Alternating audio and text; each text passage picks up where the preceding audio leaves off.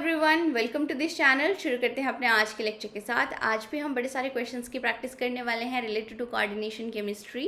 Previous lecture में भी हमने क्वेश्चंस की ही प्रैक्टिस करी थी, प्रीवियस ईयर CSIR नेट के एंड गेट के रिलेटेड टू इलेक्ट्रॉनिक स्पेक्ट्रा। अब जो रिमेनिंग टॉपिक्स हैं उनसे रिलेटेड क्वेश्चंस की प्रैक्टिस करने वाले हैं। फर्स्ट क्वेश्चन के साथ शुरू करते हैं। ये क्वेश्चन वैसे तो हमने प्रीवियस लेक्चर में देख ही लिया है। यहाँ पे देखो, ये कॉम्प्लेक्स है, इसके लिए एब्जॉर्प्शन बैंड्स मिल रहे हैं वेव नंबर इतने पे।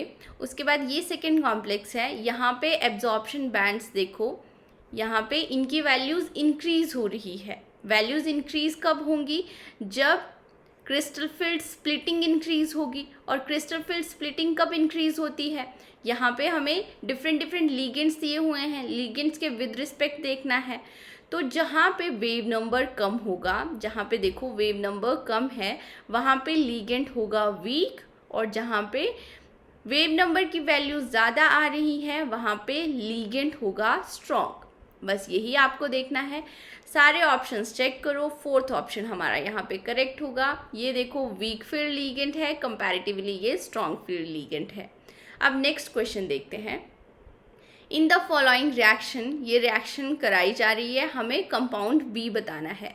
तो यहाँ पे देखो, स्क्वायर प्लेनर रिएक्शन में सब्स्टिट्यूशन रिएक्शंस करा रहे हैं हम। तो ये कौन से कॉन्सेप्ट से रिलेटेड है? यहाँ पे हमें लगाना है ट्रांस इफेक्ट। ये आ गया आपके पास PtCl4 2 नेगेटिव। अब यहाँ पे देखो सारे ही लीगेंड सेम है, तो NO2 किसी भी Cl को सब्स्टिट्यूट कर सकता है NO2 नेगेटिव। यहाँ पे तो ट्रांस इफेक्ट नहीं लगेगा, तो यहाँ से हमने सब्स्टिट्यूशन करा दी। ये आ गया Cl, ये आ गया Cl, होल कॉम्प्लेक्स के ऊपर आएगा 2 नेगेटिव चार्ज। उसके बाद ये आ गया अब हमारे पास A कंपाउंड। उसके बाद रिएक्शन हो रही है अमाइन लीगेंड के साथ, ठीक है। अब अमाइन लीगेंड कहाँ पे लगेगा? यहाँ पे देखो, अगर हम ट्रांस इफेक्ट की बात करें तो हमें पता है NO2 नेगेटिव का ट्रांस इफेक्ट ज़्यादा होता है as compare to Cl negative, ठीक है। तो हमारे पास कॉम्प्लेक्स कौन सा आ जाएगा? यहाँ पे ट्रांस कॉम्प्लेक्स आ जाएगा, क्योंकि यहाँ पे NO2 नेगेटिव की ट्रांस पोजीशन पे जो Cl है उसकी सब्स्टिट्यूशन होगी, यही ट्रांस इफेक्ट बताता है। तो ये आ गया, ये आ गया, होल कॉम्प्लेक्स के ऊपर नेगेटिव चार्ज आएगा, प्लेटिनम +2 ऑक्सीडेशन स्टेट में आना चाहिए, ठीक है। तो हमारा ऑप्शन कौन सा करेक्ट होगा? यहाँ पे trans PtCl2 NO2 amine ligand है, तो फर्स्ट ऑप्शन ही हमारे पास यहाँ पे करेक्ट होगा। नेक्स्ट क्वेश्चन देखते हैं अब। Cis and trans complex of, इसके हमें बताने हैं सिस एंड ट्रांस कॉम्प्लेक्स की डिस्टिंग्विशन कैसे करते हैं। तो ये कुर्नकोव टेस्ट हमने देखा ही था अपने लेक्चर में। नेक्स्ट देखो क्वेश्चन, रिएक्शन मैकेनिज्म से रिलेटेड ये क्वेश्चन है। Inner sphere mechanism, outer sphere mechanism से रिलेटेड ये क्वेश्चन है। तो इस क्वेश्चन में क्या बोला हुआ है कि ये इंटरमीडिएट है। अब ये क्या है? इंटरमीडिएट कब डिटेक्ट हो रहा है? जब रिएक्शन हो रही है इन दोनों कॉम्प्लेक्सेस के बीच में, और यहाँ पे प्रोडक्ट की फॉर्मेशन हो रही है, ये वाले प्रोडक्ट्स आपको मिल रहे हैं। हमें बताना है कि कौन से मैकेनिज्म के थ्रू ये रिएक्शन जाएगी। वैसे तो इस क्वेश्चन को आप बहुत इजीली कर सकते हो। यहाँ पे SCN देखो, एक ब्रिजिंग लीगेंड प्रेजेंट है, ब्रिजिंग लीगेंड, सॉरी यहाँ पे नहीं, हमारे पास रिएक्टेंट कौन से हैं? ये वाले हैं। तो यहाँ पे ये NCS ब्रिजिंग लीगेंड प्रेजेंट है। ब्रिजिंग लीगेंड प्रेजेंट है तो इनर स्फीयर मैकेनिज्म के थ्रू रिएक्शन जाएगी, ठीक है। तो हमारा ऑप्शन तो ये वाला ही करेक्ट हो जाता है। बट अब आपको ये अच्छे से समझना है, क्योंकि यहाँ पे आपको एक कॉन्सेप्ट और भी समझ में आएगा। वो क्या है वो हम समझते हैं। देखो, रिएक्शन कराते हैं, इनर स्फीयर मैकेनिज्म के थ्रू रिएक्शन जा रही है, इलेक्ट्रॉन की ट्रांसफ़र हो रही है। तो फर्स्ट स्टेप में क्या होगा? लीगेंड की डिसोसिएशन होगी। कहाँ से लीगेंड की डिसोसिएशन होती है? जो कॉम्प्लेक्स लेबाइल होता है वहाँ से लीगेंड की डिसोसिएशन होती है। तो यहाँ पे देखो Fe2 positive high spin complex होगा, यहाँ पे D6 इलेक्ट्रॉनिक कॉन्फ़िगरेशन आएगी, हाई स्पिन कॉम्प्लेक्स होगा, तो ये लेबाइल है। और यहाँ पे कोबाल्ट +3 ऑक्सीडेशन स्टेट में है, D6 लो स्पिन कॉम्प्लेक्स होगा, तो ये वाला कॉम्प्लेक्स इनर्ट होगा। तो फर्स्ट स्टेप में क्या होगा? अब यहाँ पे प्रीकर्सर कॉम्प्लेक्स की फॉर्मेशन होती है, या फिर बोल सकते हो ब्रिज्ड इंटरमीडिएट की फॉर्मेशन होगी। कैसे होगी? जो लेबाइल वाला कॉम्प्लेक्स है उसमें से एक वाटर लिगेंड चला जाएगा, ये आ गया आपके पास। बाकी NH3 ये 5 हैं, ये वैसे ही रहेंगे। अब NCS ब्रिजिंग लिगेंड आ गया, और यही ब्रिजिंग लिगेंड दूसरे वाले मेटल के साथ भी अटैचमेंट शो करेगा। और यहाँ पे वाटर के अब 5 लिगेंड्स आ गए। ये आ गया आपके पास प्रीकर्सर कॉम्प्लेक्स, या फिर ब्रिज्ड इंटरमीडिएट बोल सकते हो। यहाँ पे ऑक्सीडेशन स्टेट +2 है, +2 लिख दो। यहाँ पे ऑक्सीडेशन स्टेट +3 है, +3 लिख दो। उसके बाद यहाँ पे देखो इस इंटरमीडिएट के ऊपर होल चार्ज कितना आएगा, इन दोनों को ऐड कर दो, +4 चार्ज आ जाएगा। अब नेक्स्ट में क्या होगा? इलेक्ट्रॉन की ट्रांसफ़र होगी, सक्सेसर कॉम्प्लेक्स की फॉर्मेशन होगी। ठीक है, इलेक्ट्रॉन की ट्रांसफ़र कहाँ से कहाँ होगी? अब ये लोअर ऑक्सीडेशन स्टेट में है, यहाँ से इलेक्ट्रॉन यहाँ पे जाएगा, यहाँ से इलेक्ट्रॉन यहाँ पे जाएगा। इलेक्ट्रॉन की ट्रांसफ़र कहाँ से कहाँ होती है? रिडक्टेंट टू ऑक्सीडेंट होती है, तो ये एक्ट करेगा रिडक्टेंट की तरह, और ये एक्ट करेगा ऑक्सीडेंट की तरह। रिडक्टेंट मतलब रिड्यूसिंग एजेंट, जो अपना इलेक्ट्रॉन दे रहा है। ये सब कुछ मैंने आपको अच्छे से पढ़ाया है मेरे लेक्चर्स में। तो यहाँ पे अब आ जाएगा ये CO+2 ऑक्सीडेशन स्टेट में, NCS Fe+3 ऑक्सीडेशन स्टेट में। बाकी तो लिगेंड्स ये सेम ही रहेंगे। ये आ गया आपके पास सक्सेसर कॉम्प्लेक्स, अमाइन के 5 लिगेंड्स हैं। अब इसके बाद देखो ये CO+2 ऑक्सीडेशन स्टेट में है, D7 इलेक्ट्रॉनिक कॉन्फ़िगरेशन होगी। अमाइन के साथ ये बनाता है हाई स्पिन कॉम्प्लेक्स, मतलब ये हुआ लेबाइल हुआ। यहाँ से बॉन्ड ब्रेक हो जाएगा और आपको एक मिल जाएगा यहाँ पे। अब एक वाटर लिगेंड, एक्वस मीडियम में रिएक्शन हो रही है ना, वाटर लिगेंड भी आएगा। तो अमाइन के 5 लिगेंड्स आ गया, और साथ में एक वाटर आ जाएगा। यहाँ पे एक ये कॉम्प्लेक्स की फॉर्मेशन होगी। यहाँ पे +2 ऑक्सीडेशन स्टेट में है ये कोबाल्ट, तो होल कॉम्प्लेक्स के ऊपर भी +2 चार्ज आएगा। और उसके बाद यहाँ पे आ गया ये आयरन SCN, लिगेंड एक्सचेंज हो गया। देन आपके पास ये वाटर आ गया के 5 कॉम्प्लेक्सेस, और यहाँ पे भी +3 ऑक्सीडेशन स्टेट आनी चाहिए, तो होल कॉम्प्लेक्स के ऊपर +2 चार्ज आ जाएगा।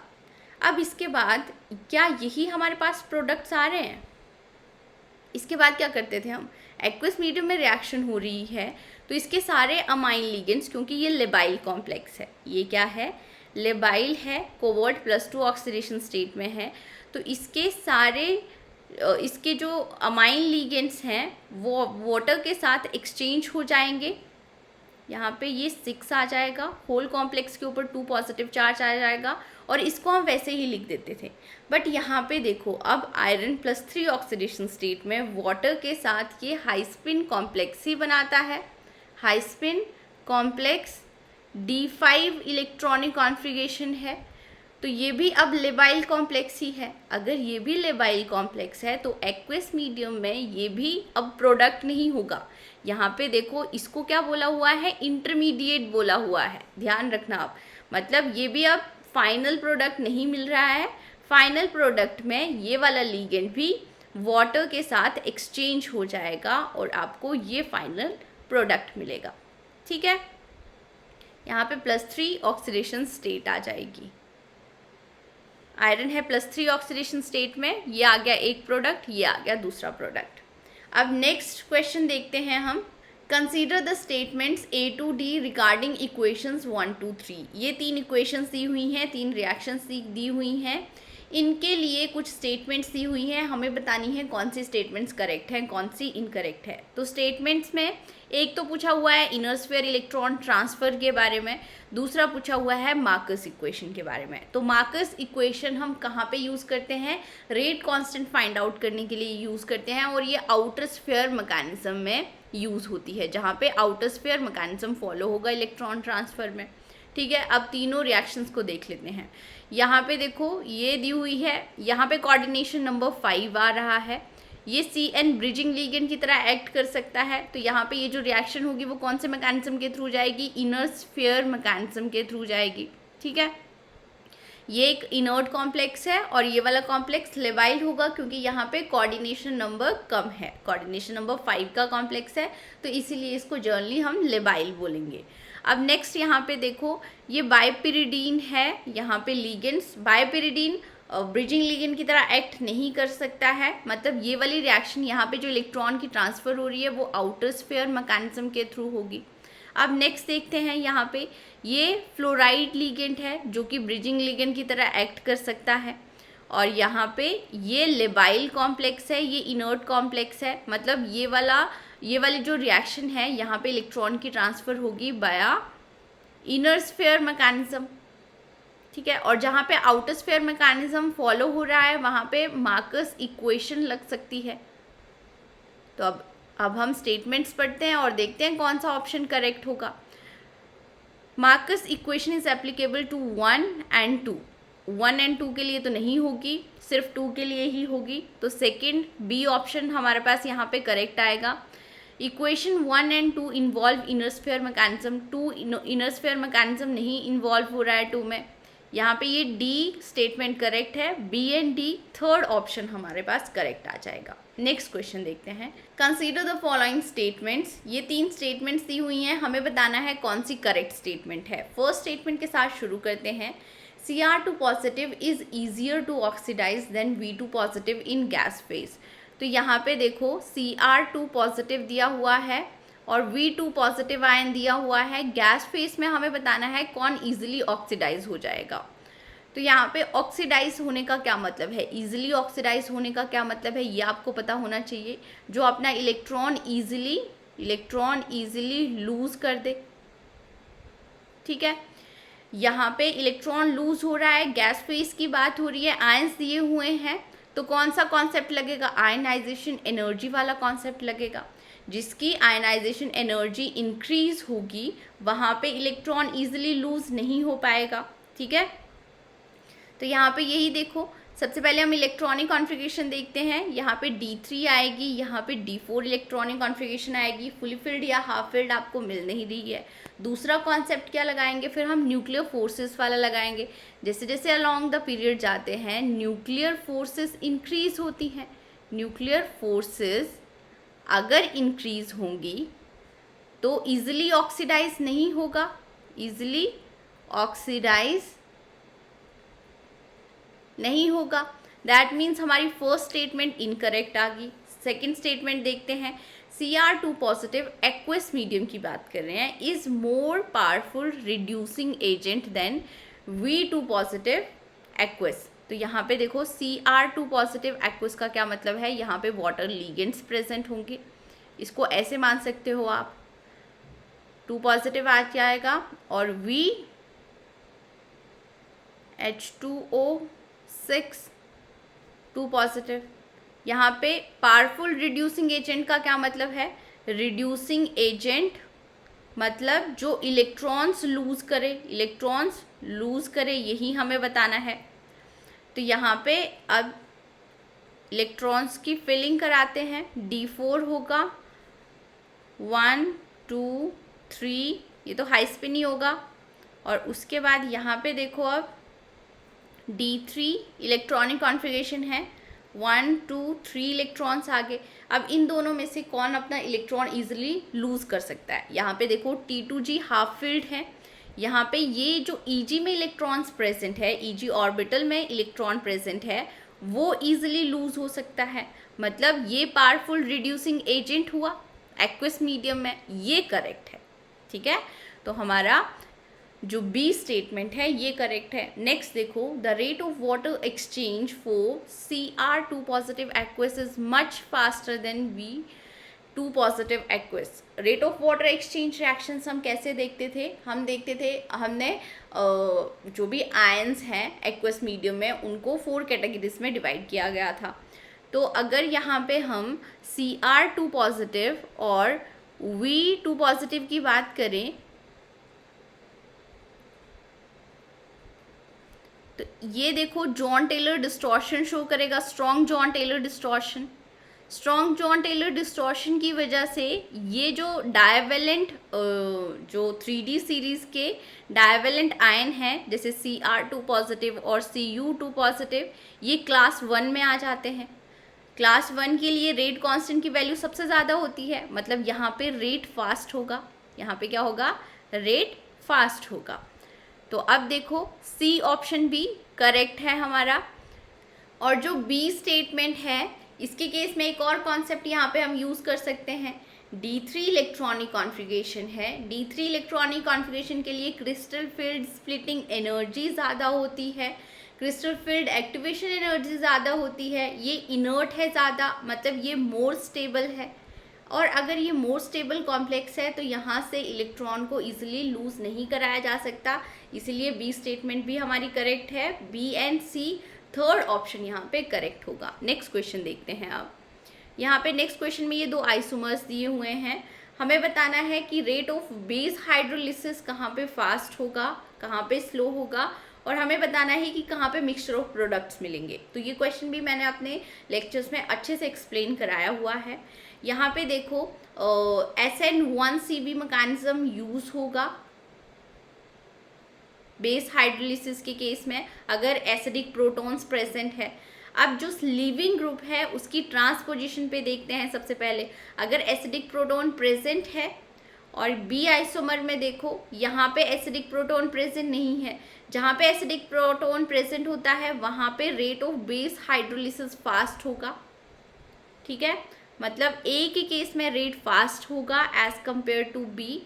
तो या तो ए ऑप्शन करेक्ट हो सकता है या फिर सी ऑप्शन करेक्ट हो सकता है। अब यहाँ पे अगर हम मिक्सचर ऑफ प्रोडक्ट्स की बात करें तो दोनों के केस में हमें मिक्सचर ऑफ प्रोडक्ट नहीं मिलता है, एक के केस में मिक्सचर ऑफ प्रोडक्ट मिलता है और एक के केस में सिंगल प्रोडक्ट ही मिलता है। अब ऐसा क्यों हो रहा है वो हम देख लेते हैं। तो यहाँ पे देखो TBP इंटरमीडिएट की फॉर्मेशन हो रही है, ये ऑलरेडी क्वेश्चन में बताया हुआ है। और जहाँ पे भी TBP इंटरमीडिएट की फॉर्मेशन होती है वहाँ पे हमने क्या देखा था, मिक्सचर ऑफ प्रोडक्ट्स मिलेंगे, क्योंकि जो एंटरिंग लिगेंड है वो डिफरेंट रूट से आ सकता है, ए रूट से, बी रूट से और इस रूट से भी आ सकता है। जब ए रूट से आएगा या फिर बी रूट से आएगा तो हम बोलते हैं सिस प्रोडक्ट की फॉर्मेशन होती है, सी रूट से आएगा ट्रांस प्रोडक्ट की फॉर्मेशन होती है। मतलब अगर TBP इंटरमीडिएट होगा तो जनरली आपको मिक्सचर ऑफ प्रोडक्ट्स देखने को मिलेंगे, बट इन दोनों के केस में मिक्सचर ऑफ प्रोडक्ट्स नहीं मिलते हैं। यहाँ पे इसके केस में मिक्सचर ऑफ प्रोडक्ट मिलेगा बट इसके केस में सिर्फ एक ही प्रोडक्ट मिलेगा। क्यों हो रहा है ऐसा, ये इस लीगेंड की वजह से हो रहा है। ये आपके पास देखो ये एक ट्राइपोडल लीगेंड है, रिजिड लीगेंड है, तो नॉर्मल कॉन्सेप्ट यहाँ पे यूज नहीं होगा।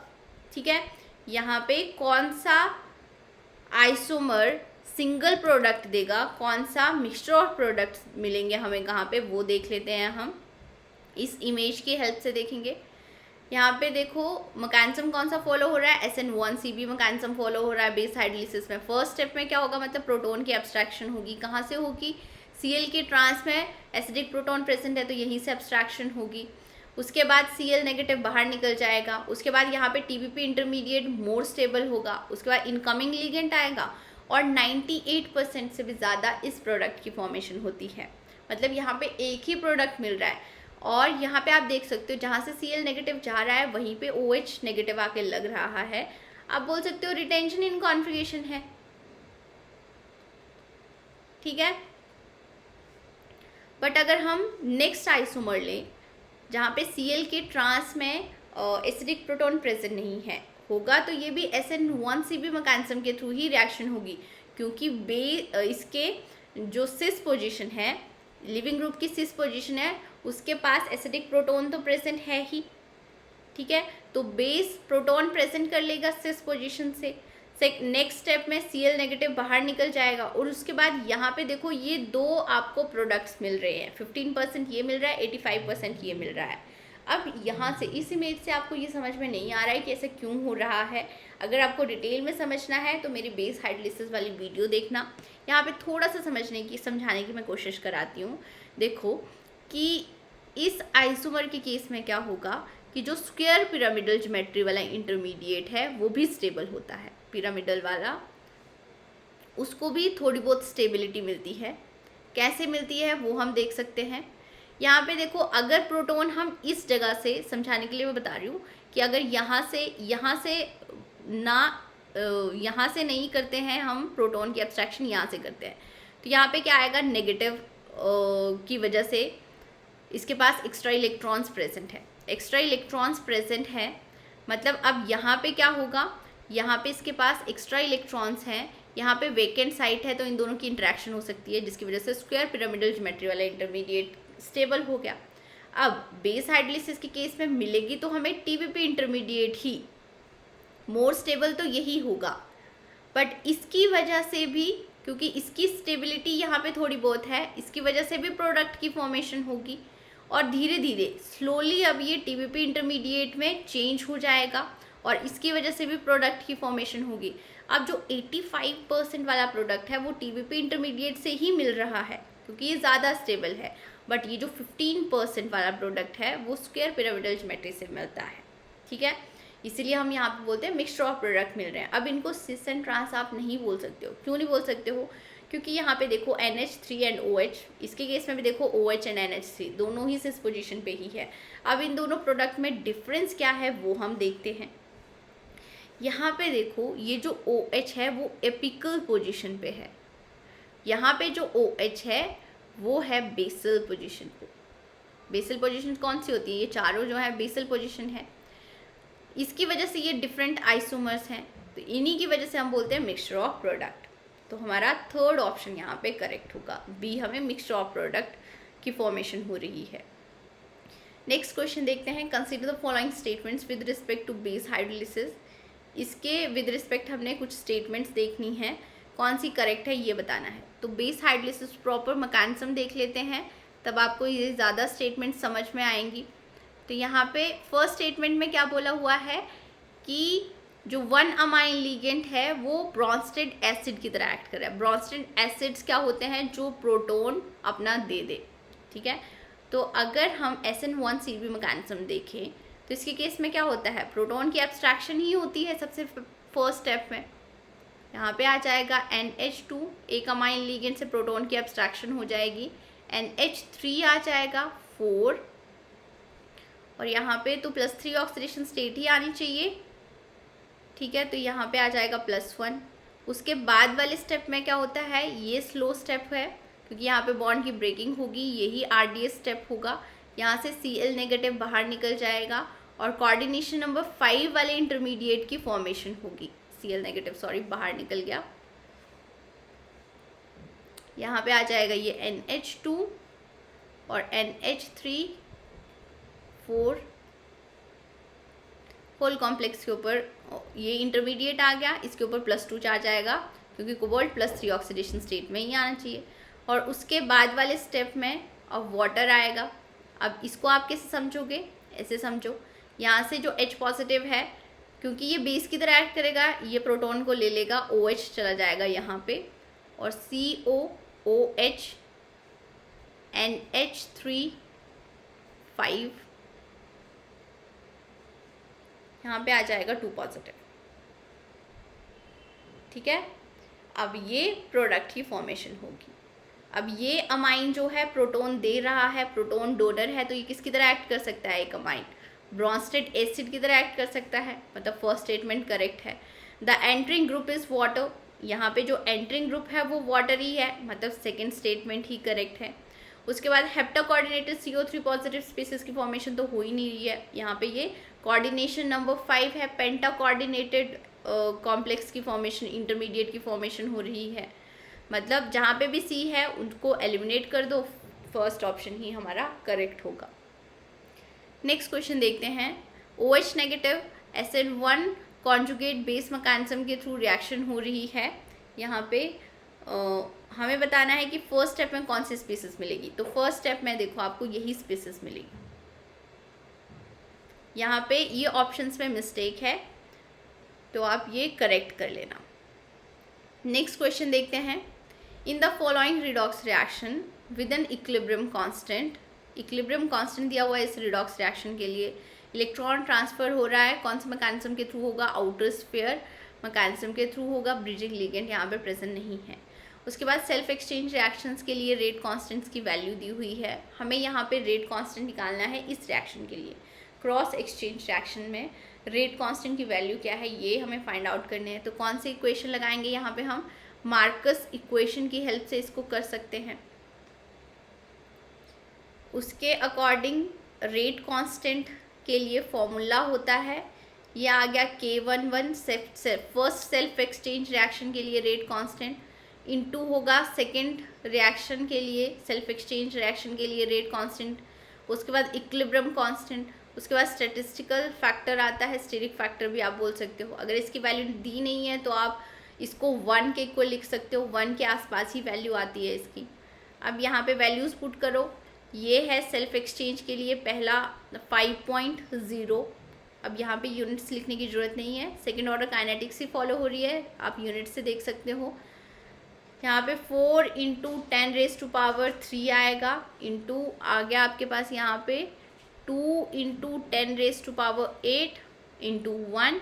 अब इसको सॉल्व कर लेते हैं, यह आ गया 20, 22 का 40, तो 4 × 10⁻, इसको 1 लिख सकते हैं, देन 10⁻³ आ गया, देन 10⁸ आ गया।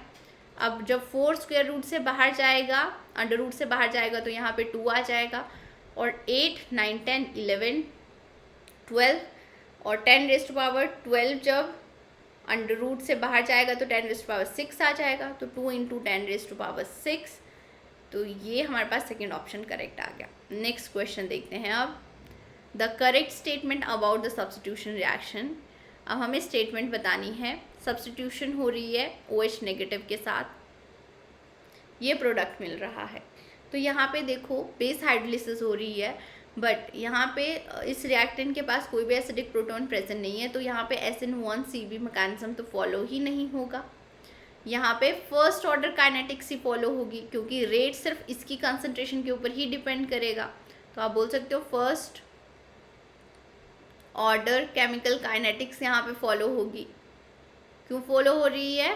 क्योंकि OH नेगेटिव की कंसंट्रेशन के ऊपर रेट डिपेंड नहीं करेगा। फर्स्ट ऑप्शन ही करेक्ट होगा। यहाँ पे बोथ रिएक्टेंट के ऊपर तो डिपेंड ही नहीं कर रहा रेट, SN1CB मैकेनिज्म फॉलो नहीं हो रहा, OH नेगेटिव की कंसंट्रेशन के ऊपर भी डिपेंड नहीं कर रहा। नेक्स्ट क्वेश्चन देखते हैं अब, ये एक्वस Cr2 पॉजिटिव दिया हुआ है, affects 1 electron reduction of this, electron transfer reaction की बात कर रहे हैं। कंपाउंड Y की फॉर्मेशन हो रही है, उसके बाद Y की हाइड्रोलिसिस हो रही है, तो हमें बताना है Y क्या है। ठीक है, तो ये रिएक्शन भी कंप्लीट ही करा के मैं आपको बता देती हूँ, ताकि आपकी रिवीजन होती रहे साथ साथ में। ये दिया हुआ है आपको कॉम्प्लेक्स, उसके बाद दूसरा दिया हुआ है CONH3, यहाँ पे 5Cl, इलेक्ट्रॉन की ट्रांसफ़र होगी। अब ये इनर्ट है, क्योंकि CO+3 ऑक्सीडेशन स्टेट में लो स्पिन होगा, ये इनर्ट है, और ये लेवाइल है Cr+2 ऑक्सीडेशन स्टेट में D4 हाई स्पिन, और ये रिडक्टेंट की तरह एक्ट करेगा, ये ऑक्सीडेंट की तरह एक्ट करेगा। ये ब्रिजिंग लिगेंड है, इनर स्फीयर मैकेनिज्म के थ्रू इलेक्ट्रॉन की ट्रांसफ़र होगी। सबसे पहले इंटरमीडिएट, ब्रिज्ड इंटरमीडिएट की फॉर्मेशन होगी। कैसे होगी? एक वाटर बाहर निकल जाएगा, यहाँ पे ये आ गया Cl, यहाँ पे आ गया CO, NH3, 5 ब्रिज्ड इंटरमीडिएट की फॉर्मेशन होगी। 2 पॉजिटिव आ जाएगा, इसके ऊपर ऑक्सीडेशन स्टेट +2 है, इसके ऊपर +3 है।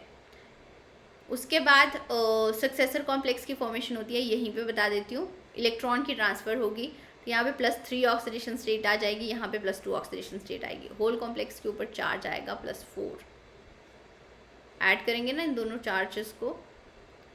ठीक है, अब यहाँ पे अगर हम देखें तो D3 इलेक्ट्रॉनिक कॉन्फ़िगरेशन होगी, ये इनर्ट हो गया। ठीक है, और यहाँ पे D7 +2 ऑक्सीडेशन स्टेट में हाई स्पिन है, तो ये लेवाइल हो गया। बॉन्ड की ब्रेकिंग कहाँ से होगी? यहाँ से होगी।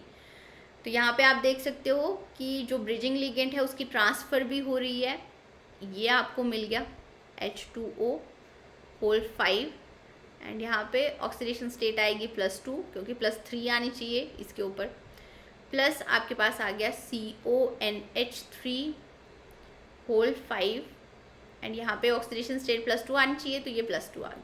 उसके बाद अब यहाँ पे देखो ये तो इनर्ट है +3 ऑक्सीडेशन स्टेट में, अब ये लेबाइल है, तो यहाँ पे होगी हाइड्रोलिसिस, रैपिड हाइड्रोलिसिस होगी और सारे अमाइन लिगेंड्स एक्सचेंज हो जाएंगे वाटर के साथ, कोऑर्डिनेशन नंबर 6 वाले कॉम्प्लेक्स की फॉर्मेशन हो जाएगी।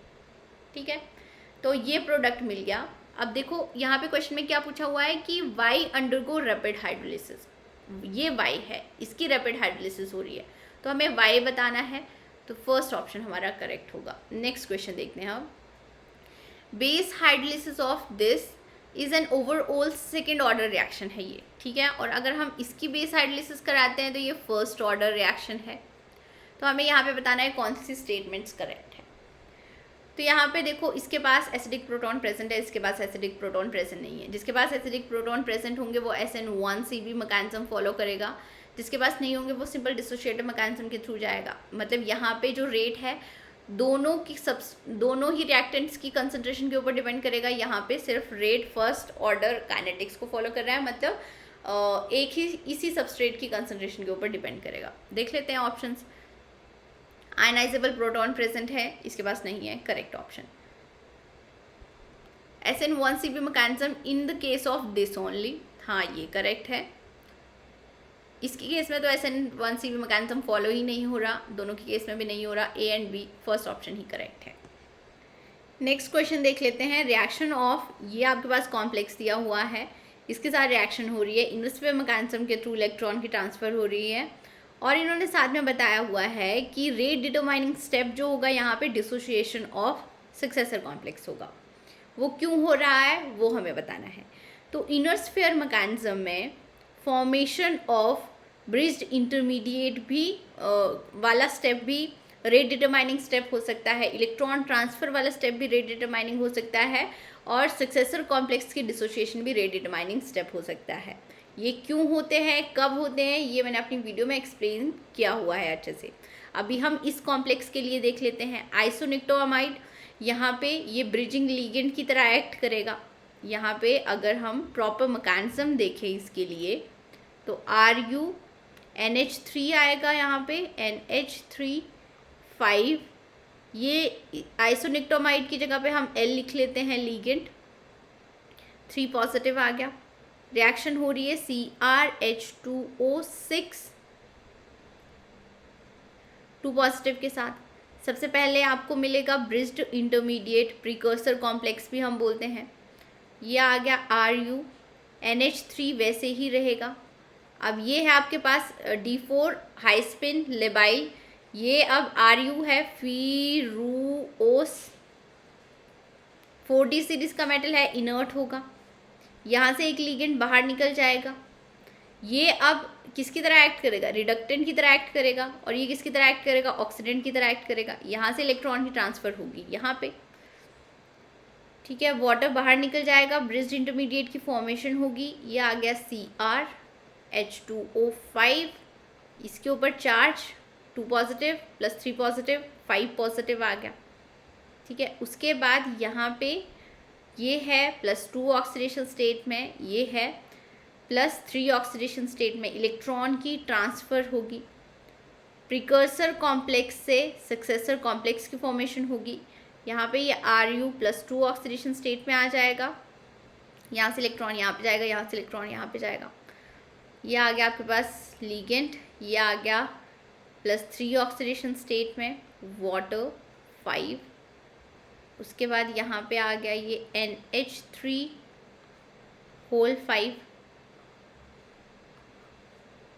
Successor complex. अब यहाँ पे देखो ये तो इनर्ट ही रहेगा क्योंकि 4D सीरीज का मेटल है, और यहाँ पे D3 इलेक्ट्रॉनिक कॉन्फ़िगरेशन है, crystal field activation energy negative होती है, तो ये भी इनर्ट होगा।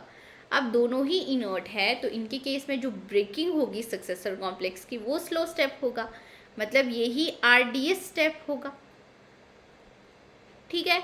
तो यहाँ पे देख लो अब inert ruthenium bridged to inert chromium centre, इसीलिए सक्सेसर कॉम्प्लेक्स की जो डिसोसिएशन है वही रेट डिटरमाइनिंग स्टेप है, तो फर्स्ट ऑप्शन ही हमारा करेक्ट होगा। अब यहाँ पे देखो जो प्रोडक्ट की फॉर्मेशन होगी, यहाँ पे ब्रेकिंग कौन से बॉन्ड की होगी, क्योंकि ये अब 4D सीरीज का है तो ये मोर इनर्ट है, ये क्या आया, मोर इनर्ट, और ये लेस इनर्ट है, इसीलिए बॉन्ड यहाँ से ब्रेक होगा। ठीक है, नेक्स्ट क्वेश्चन देख लेते हैं आप। Consider the second order rate constant for the following outer sphere electron transfer reaction. ये दिया हुआ है आपके पास इसके लिए, और उसके बाद रेट कांस्टेंट दिया हुआ है इस रिएक्शन के लिए। The enhance rate constant for second reaction is due to the fact, ये फर्स्ट रिएक्शन के लिए रेट कांस्टेंट की वैल्यू है 4, सेकेंड के लिए 3 × 10⁻7 है। इतना ज़्यादा रेट कांस्टेंट अब किसकी वजह से हो रहा है, इंक्रीज किसकी वजह से हो रहा है, दोनों ही आउटर स्फीयर मैकेनिज्म के थ्रू ही जा रही हैं, रिएक्शंस हो रही हैं। यहाँ पे देखो फेनेंथ्रीन एक पाई एक्सेप्टर लीगेंट है, पाई एक्सेप्टर लीगेंट है, तो इसके केस में इलेक्ट्रॉन की ट्रांसफ़र कैसे होती है। अब यहाँ पे इलेक्ट्रॉन की ट्रांसफ़र होगी पहले आयरन से जो लोअर ऑक्सीडेशन स्टेट में है +2 है, उससे जाएगा ये इसके वेकेंट पाई ऑर्बिटल्स में, क्योंकि इसके पास अब ये पाई एक्सेप्टर लिगेंड है, वेकेंट पाई ऑर्बिटल्स प्रेजेंट है, पाई स्टार ऑर्बिटल्स प्रेजेंट है, और उसके बाद इलेक्ट्रॉन जाएगा यहाँ पे।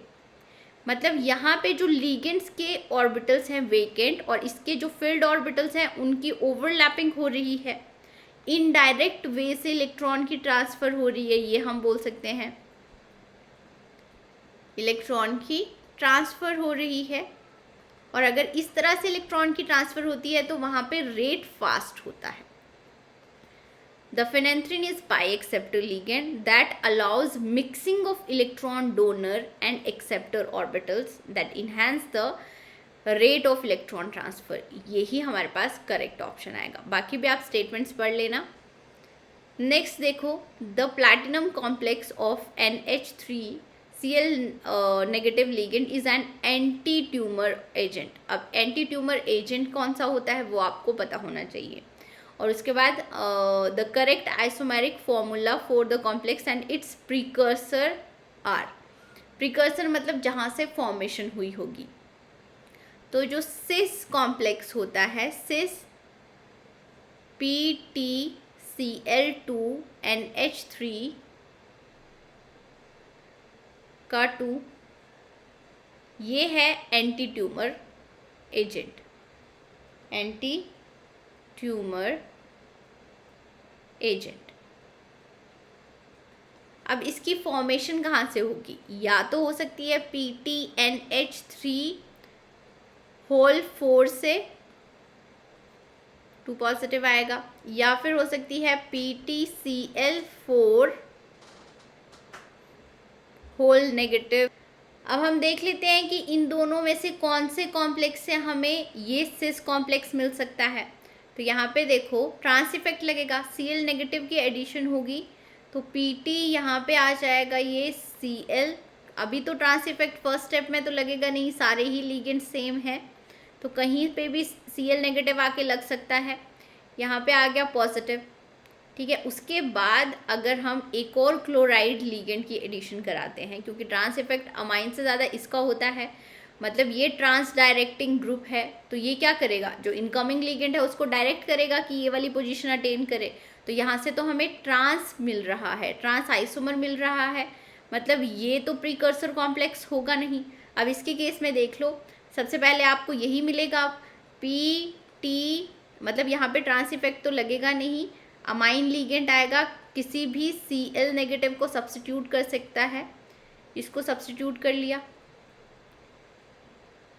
होल कॉम्प्लेक्स के ऊपर नेगेटिव चार्ज आ जाएगा अब, ठीक है। अब यहाँ पे देखो ट्रांस इफेक्ट अगेन किसका ज़्यादा है, Cl नेगेटिव का ही ज़्यादा है, मतलब Cl नेगेटिव के ट्रांस पोजीशन पे जो Cl होगा वही सब्स्टिट्यूट होगा, अमाइन लिगेंड आके वहीं पे ही लगेगा, यही ट्रांस इफेक्ट बोलता है।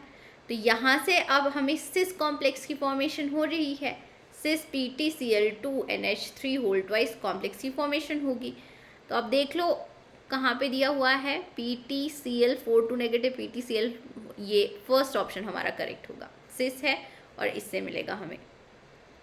अब नेक्स्ट देखते हैं हम question, the rate of exchange of water present in the coordination sphere rate of exchange of water बताना है कहाँ पे ज़्यादा होगा। Rate of water exchange reaction आप कैसे कंपेयर करते थे, यहाँ पे मेटल आयंस को डिफरेंट डिफरेंट क्लास में डिवाइड किया गया था, ठीक है। और क्लास 1 के लिए रेट कांस्टेंट की वैल्यू सबसे ज़्यादा होती थी वाटर एक्सचेंज रिएक्शन में, उसके बाद क्लास 2 के लिए, देन क्लास 3 के लिए, देन क्लास 4 के लिए। क्लास 4 वाले मेटल आयंस के केस में रेट सबसे स्लो होगा, ठीक है। अब क्लास 1 में कौन कौन से मेटल आयंस आएंगे, यहाँ पे जनरली एल्कली मेटल आयंस आते हैं और एल्कलाइन अर्थ मेटल आयंस वाले कॉम्प्लेक्सेस आएंगे, एल्कलाइन अर्थ मेटल और एल्कली मेटल्स आएंगे।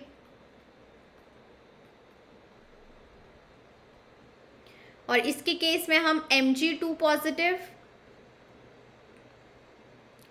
और Be2 पॉजिटिव वाले इक्वेटेड कॉम्प्लेक्सेस नहीं लेते हैं। क्यों नहीं लेते हैं, क्योंकि इनका साइज छोटा होता है तो रेट यहाँ पे स्लो होगा।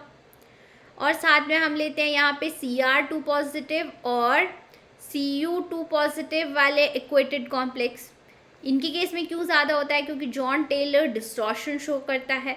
और साथ में यहाँ पे हम लेते हैं Hg2 पॉजिटिव और कैडमियम 2 पॉजिटिव वाले इक्वेटेड कॉम्प्लेक्स। क्यों, क्योंकि यहाँ पे क्रिस्टोफिल स्प्लिटिंग एनर्जी तो ज़ीरो होती है, तो जैसे जैसे साइज इंक्रीज होगा वैसे वैसे rate of water exchange reaction भी इंक्रीज होगा। यहाँ पे जिंक 2 पॉजिटिव नहीं लेंगे क्योंकि उसका साइज छोटा होता है। ये क्लास 1 में आगे। क्लास 2 में आप कौन से मेटल आयंस आएंगे, जनरली 3D सीरीज के डाइवेलेंट मेटल आयंस आते हैं, ठीक है। और इसके केस में ये जो Mg2 पॉजिटिव छोड़ा था ये भी हम ले लेंगे। बट यहाँ पे अब जो वेनेडियम 2 पॉजिटिव वाले जो इक्वेटेड कॉम्प्लेक्स है ये नहीं आएगा। क्यों नहीं आता है, क्योंकि यहाँ पे D3 crystal field activation energy negative होती है तो ये मोर इनर्ट होता है, तो यहाँ पे रेट जो होगा वो स्लो होगा इन सब के कंपैरिजन में, ठीक है। और हम यहाँ पे साथ ही लेंथेनाइड्स भी लेते हैं इक्वेटेड कॉम्प्लेक्सेस। क्लास 3 में लेंगे हम 3D सीरीज के ट्राइवेलेंट मेटल आयंस। और साथ में हम यहाँ पे B2 पॉजिटिव जो छोड़ा हुआ है वो भी ले लेते हैं। और साथ में यहाँ पे हम ये वाला बेरिलियम 2 पॉजिटिव छोड़ा हुआ है ये भी ले लेते हैं। और इसी क्लास में आता है Al3 पॉजिटिव, गैलियम 3 पॉजिटिव वाले इक्वेटेड कॉम्प्लेक्सेस। यहाँ पे अब कौन से आयंस नहीं लेंगे, Cr3 positive and CO3 positive trivalent ions नहीं लेते हैं क्लास 3 में। क्यों नहीं लेते हैं, क्योंकि यहाँ पे D3 and D6 low spin ये हाईली इनर्ट होते हैं तो इनका रेट बहुत स्लो होता है, तो ये क्लास 4 में आते हैं। Cr3 positive and CO3 positive वाले जो इक्वेटेड कॉम्प्लेक्स हैं उनमें rate of water exchange reaction बहुत कम होगा। और साथ में यहाँ पे आएंगे 4D सीरीज़ के एंड 5D सीरीज़ के मेटल आयंस के इक्वेटेड कॉम्प्लेक्सेस, ठीक है। तो अब यहाँ पे देख लो, अब एक आपके पास दिया हुआ है कॉपर +2, दूसरा है Mn+2, आयरन +2 एंड निकल +2। तो यहाँ पे ये तो आएगा क्लास 1 में, मतलब इसके लिए रेट ऑफ वाटर एक्सचेंज सबसे फास्ट होगा। और यहाँ पे हम इसके बाद देखेंगे D8 है, D5 है और ये D6 होगा, पर ये हाई स्पिन होगा, ठीक है। यहाँ पे तो negative CF crystal field activation energy आती है, तो इसके केस में अब रेट सबसे स्लो होगा। निकल 2 पॉजिटिव के केस में रेट सबसे स्लो होगा। और इन दोनों का कंपैरिजन कैसे करते हैं हम, यहाँ पे क्रिस्टल फील्ड एक्टिवेशन एनर्जी 0 आती है, क्रिस्टल फील्ड स्प्लिटिंग एनर्जी 0 आती है, इसीलिए इसका ज़्यादा होगा Mn2 पॉजिटिव का, और उसके बाद आयरन 2 पॉजिटिव आएगा, ठीक है। और इसके साथ साथ डाइवेलेंट 3D मेटल आयंस के लिए रेट ऑफ वाटर एक्सचेंज कैसे वेरी करता है, इसके लिए मैंने आपको एक सीरीज़ बताई थी। V2 पॉजिटिव, देन आपके पास आएगा Ni2 पॉजिटिव, उसके बाद आएगा CO2 पॉजिटिव, उसके बाद आएगा आपके पास आयरन 2 पॉजिटिव, देन आएगा Mn2 पॉजिटिव, उसके बाद आएगा जिंक 2 पॉजिटिव, देन आपके पास आता है Cr2 पॉजिटिव, उसके बाद आता है Cu2 पॉजिटिव। इन दोनों का सबसे ज़्यादा क्यों होता है? क्योंकि यहाँ पे जॉन टेलर डिस्टॉर्शन शो होती है, तो बॉन्ड्स की इलॉन्गेशन होगी, जिसकी वजह से rate of water exchange fast होगा। अब यहाँ पे अगर देखें तो D4 हाई स्पिन है, D9 है, इसके केस में मोर इलेक्ट्रॉनिक रिपल्शन होगी, इसलिए रेट फास्ट होगा। उसके बाद यहाँ पे देखते हैं हम इन दोनों के केस में क्रिस्टल फील्ड स्प्लिटिंग एनर्जी 0 होती है, उनको रखेंगे। और इसमें से यहाँ पे मोर इलेक्ट्रॉन डेंसिटी होती है, इसलिए इसका ज़्यादा होगा। इन दोनों का कंपैरिजन हम करते हैं साइज़ के हेल्प से। यहाँ पे देखो इसका साइज़ ज़्यादा होता है इसके कंपैरिजन में, एटॉमिक नंबर 27 है और इसका 26 है, इसलिए यहाँ पे रेट फास्ट है। इन दोनों का कंपैरिजन करते हैं हम, D3 है और D8 है। क्रिस्टल फील्ड एक्टिवेशन एनर्जी दोनों केस में नेगेटिव मिलेगी, -2 मिलेगी। और यहाँ पे इसके केस में ज़्यादा क्यों है रेट? क्योंकि इलेक्ट्रॉनिक रिपल्शन होगी, मोर इलेक्ट्रॉन्स है, मोर इलेक्ट्रॉनिक रिपल्शन होगी, इसलिए इसकी कंपैरेटिवली ज़्यादा होगा रेट। ठीक है, तो यहाँ पे अब आप देख सकते हो फर्स्ट सबसे ज़्यादा होगा फर्स्ट का, तो फर्स्ट का ज़्यादा इन दोनों में है। सबसे कम होगा D8 का, मतलब ये फोर्थ का, तो ये फर्स्ट ऑप्शन ही हमारे पास करेक्ट है। नेक्स्ट क्वेश्चन देखते हैं हम। For the following outer sphere electron transfer mechanism के थ्रू रिएक्शन हो रही है, रिडॉक्स रिएक्शन हो रही है, हमें बताना है कि फर्स्ट के केस में रेट इतना कम है, सेकंड के केस में रेट ज़्यादा क्यों है। तो यहाँ पे ऑप्शंस आई थिंक मैंने मिस कर दिए हैं, बट इस क्वेश्चन में ऑप्शंस में बताती हूँ क्या बताए हुए थे कि यहाँ पे कोबाल्ट स्टार और इसके बारे में ऑप्शंस बताए हुए थे कि रिएक्टेंट में ये लो स्पिन होगा, हाई स्पिन होगा, और प्रोडक्ट में ये लो स्पिन होगा या फिर हाई स्पिन होगा। वैसे ही Ru स्टार के लिए और Ru स्टार वाले कॉम्प्लेक्स के लिए बताया हुआ था कि ये रिएक्टेंट में लो स्पिन होगा या फिर हाई स्पिन होगा। तो यहाँ पे देखो, अगर हम इसकी बात करें तो +3 ऑक्सीडेशन स्टेट में कोबाल्ट D6 लो स्पिन कॉम्प्लेक्स बनाता है। D6 लो स्पिन है, मतलब ये इनर्ट होगा। और यहाँ पे देखो, ये अब कोबाल्ट, यहाँ पे कोबाल्ट स्टार की बात कर रहे हैं ना, उसी को चेक करेंगे। +2 ऑक्सीडेशन स्टेट में है, D7 हाई स्पिन, तो ये क्या होगा? लेबाइल होगा। ठीक है, ये लो स्पिन से हाई स्पिन में जा रहा है, इनर्ट से लेबाइल में चेंज हो रहा है।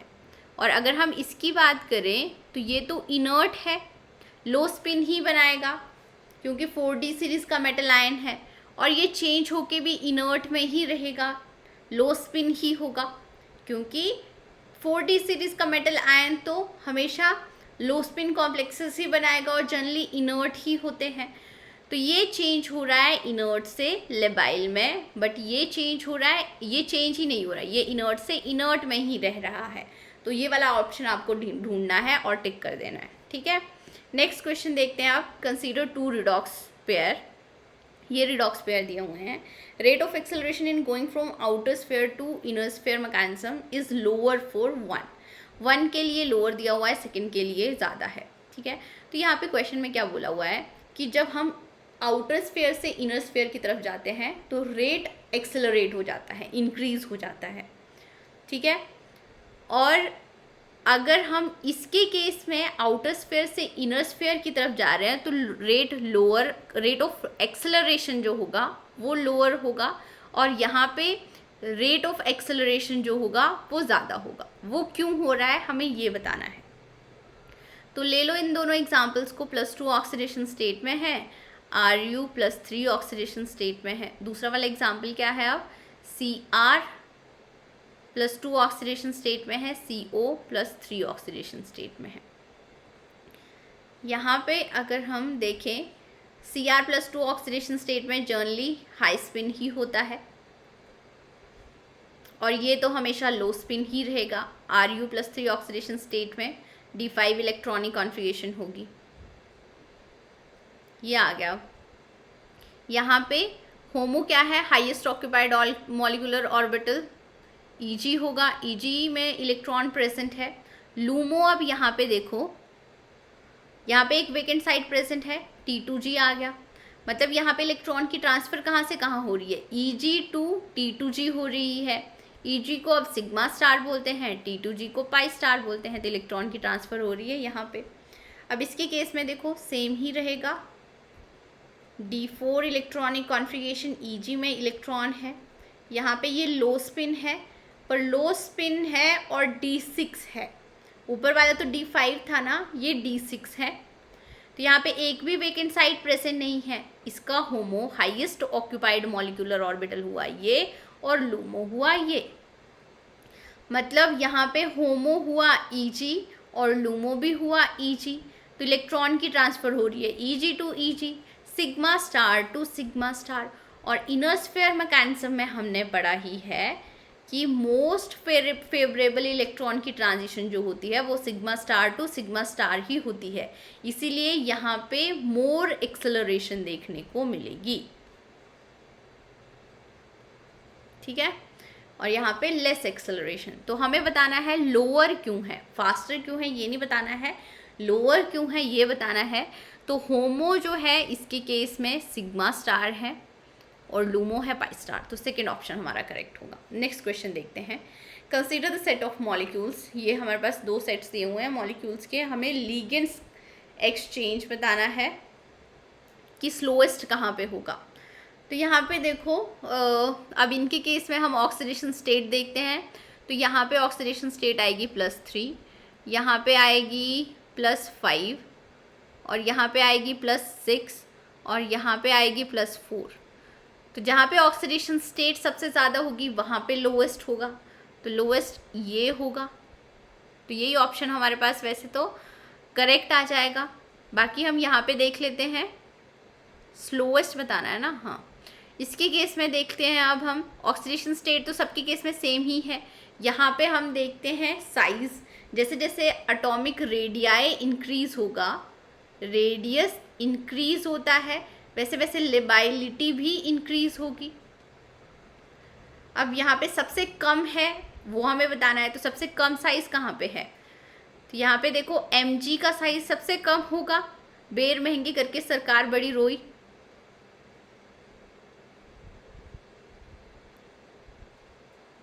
ये आ गया, साइज़ ऐसे इंक्रीज कर रहा है। तो Mg का साइज़ यहाँ पे सबसे कम है, इसीलिए इसके केस में रेट ऑफ लिगेंड एक्सचेंज सबसे स्लोएस्ट होगा। सेकेंड ऑप्शन हमारे पास आ गया। नेक्स्ट क्वेश्चन देखते हैं। Self exchange electron transfer is faster.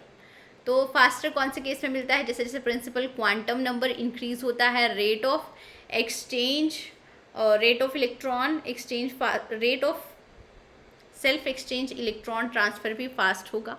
तो फर्स्ट ऑप्शन ही हमारा यहाँ पे करेक्ट आ जाता है। नेक्स्ट क्वेश्चन देखते हैं अब। हाइड्रोलिसिस ऑफ, इसकी हाइड्रोलिसिस करा रहे हैं, लिगेंड्स वेरी कर रहे हैं अब, और हमें बताना है कि सिस आइसोमर की टेंडेंसी फॉर्म होने की कहाँ पे ज़्यादा है, ठीक है। तो सिस आइसोमर कहाँ पे मिलेगा, जब ज्योमेट्री TBP हो, इंटरमीडिएट TBP ज्योमेट्री वाला मोर स्टेबल हो, ठीक है। तो यहाँ पे अगर हम लिगेंड्स देखें तो एक तो है आपके पास ट्रांस कॉम्प्लेक्स, यहाँ पे ये है पाई एक्सेप्टर लिगेंड। पाई एक्सेप्टर लिगेंड के केस में तो रिटेंशन इन कॉन्फ़िगरेशन ही देखने को मिलती है। मतलब ट्रांस से हमें ट्रांस ही मिलेगा। मतलब यहाँ पे जो परसेंटेज सिस आइसोमर की होगी वो सबसे लेस होगी। तो सबसे लेस तो इन दोनों का ही है।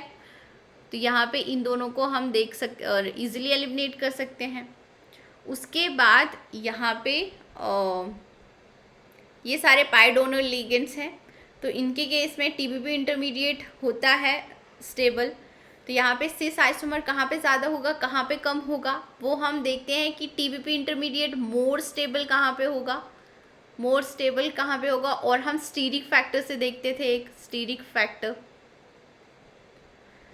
तो एक लिगेंड है आपके पास OH negative, Cl negative, and यहाँ पे देखो लिगेंड्स कौन कौन से दिए हुए हैं। OH नेगेटिव है, SCN नेगेटिव है, और Cl नेगेटिव है। अगर इन दोनों का कंपैरिजन करें तो यहाँ पे देखो इसका साइज ज़्यादा होगा, मोर साइज। अब अगर हम TBP इंटरमीडिएट की बात करें तो सिस आइसोमर कब मिलता है? जब यहाँ से ये वाले रूट से, इन दोनों रूट से इनकमिंग लिगेंड आए, ना कि इस रूट से। अब यहाँ पे अगर साइज बड़ा होगा तो इनको जो इनकमिंग लिगेंड है यहाँ से आने के लिए मोर स्टीरिक हिंड्रेंस होगी। मोर स्टीरिक हिंड्रेंस अगर फील करेगा तो लेस सिस परसेंटेज, सिस आइसोमर की परसेंटेज होगी। तो इन दोनों के केस में Cl नेगेटिव की लेस परसेंटेज होगी, सिस आइसोमर की OH नेगेटिव की ज़्यादा होगी। तो यहाँ से अब हम ऑप्शन इजीली फाइंड आउट कर सकते हैं, सेकंड ऑप्शन ही करेक्ट होगा। सिस आइसोमर की परसेंटेज OH नेगेटिव के लिए सबसे ज़्यादा मिलेगी। और अगर इन दोनों का कंपैरिजन करना चाहें, Cl नेगेटिव है, NCS नेगेटिव है, बाइंडिंग नाइट्रोजन के थ्रू है, इसका साइज छोटा होगा। अब आप बोल सकते हो कि यहाँ पे सल्फर भी तो प्रेजेंट है, बट यहाँ पे जो ज्योमेट्री है वो लीनियर ज्योमेट्री है, और linear geometry less steric hindrance provide करती है। तो NCS नेगेटिव जो लिगेंड है लेस स्टीरिक हिंड्रेंस प्रोवाइड करेगा इनकमिंग लिगेंड के लिए, इसलिए यहाँ पे सिस आइसोमर की परसेंटेज ज़्यादा होगी। ठीक है, तो हमारा सेकंड ऑप्शन करेक्ट होगा। नेक्स्ट क्वेश्चन देख लेते हैं। अब नेक्स्ट क्वेश्चन में रेट ऑफ वाटर एक्सचेंज पूछा गया है। यहाँ पे एक दिया है Cu2 पॉजिटिव, Mn2 पॉजिटिव, और साथ में यहाँ पे ट्राइवेलेंट आयन भी दिया हुआ है। तो इसके केस में जॉन टेलर डिस्टॉर्शन शो करता है, तो रेट सबसे फास्ट होगा। सबसे फास्ट यहीं पे दिया हुआ है, आप इजीली आइडेंटिफाई कर सकते हो ऑप्शन।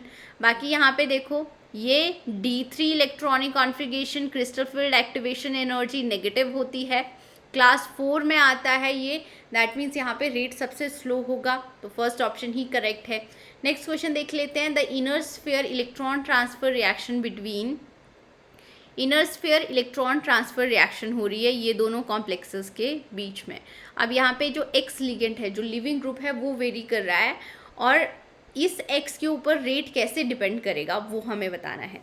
तो जैसे जैसे इस लिविंग ग्रुप का साइज इंक्रीज होता है वैसे वैसे रेट ऑफ इलेक्ट्रॉन ट्रांसफ़र भी इंक्रीज होगा। ये क्यों हो रहा है ये भी मैंने अच्छे से एक्सप्लेन किया हुआ है।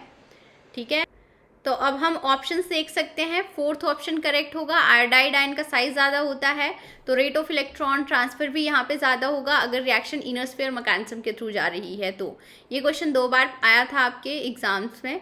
नेक्स्ट क्वेश्चन देखते हैं अब। The correct statement about base hydrolysis of, base hydrolysis के लिए करेक्ट स्टेटमेंट बतानी है। यहाँ पे लिगेंड देखो पिरिडीन है, एसिडिक प्रोटॉन प्रेजेंट नहीं है, तो SN1Cb मैकेनिज्म भी फॉलो नहीं होगा।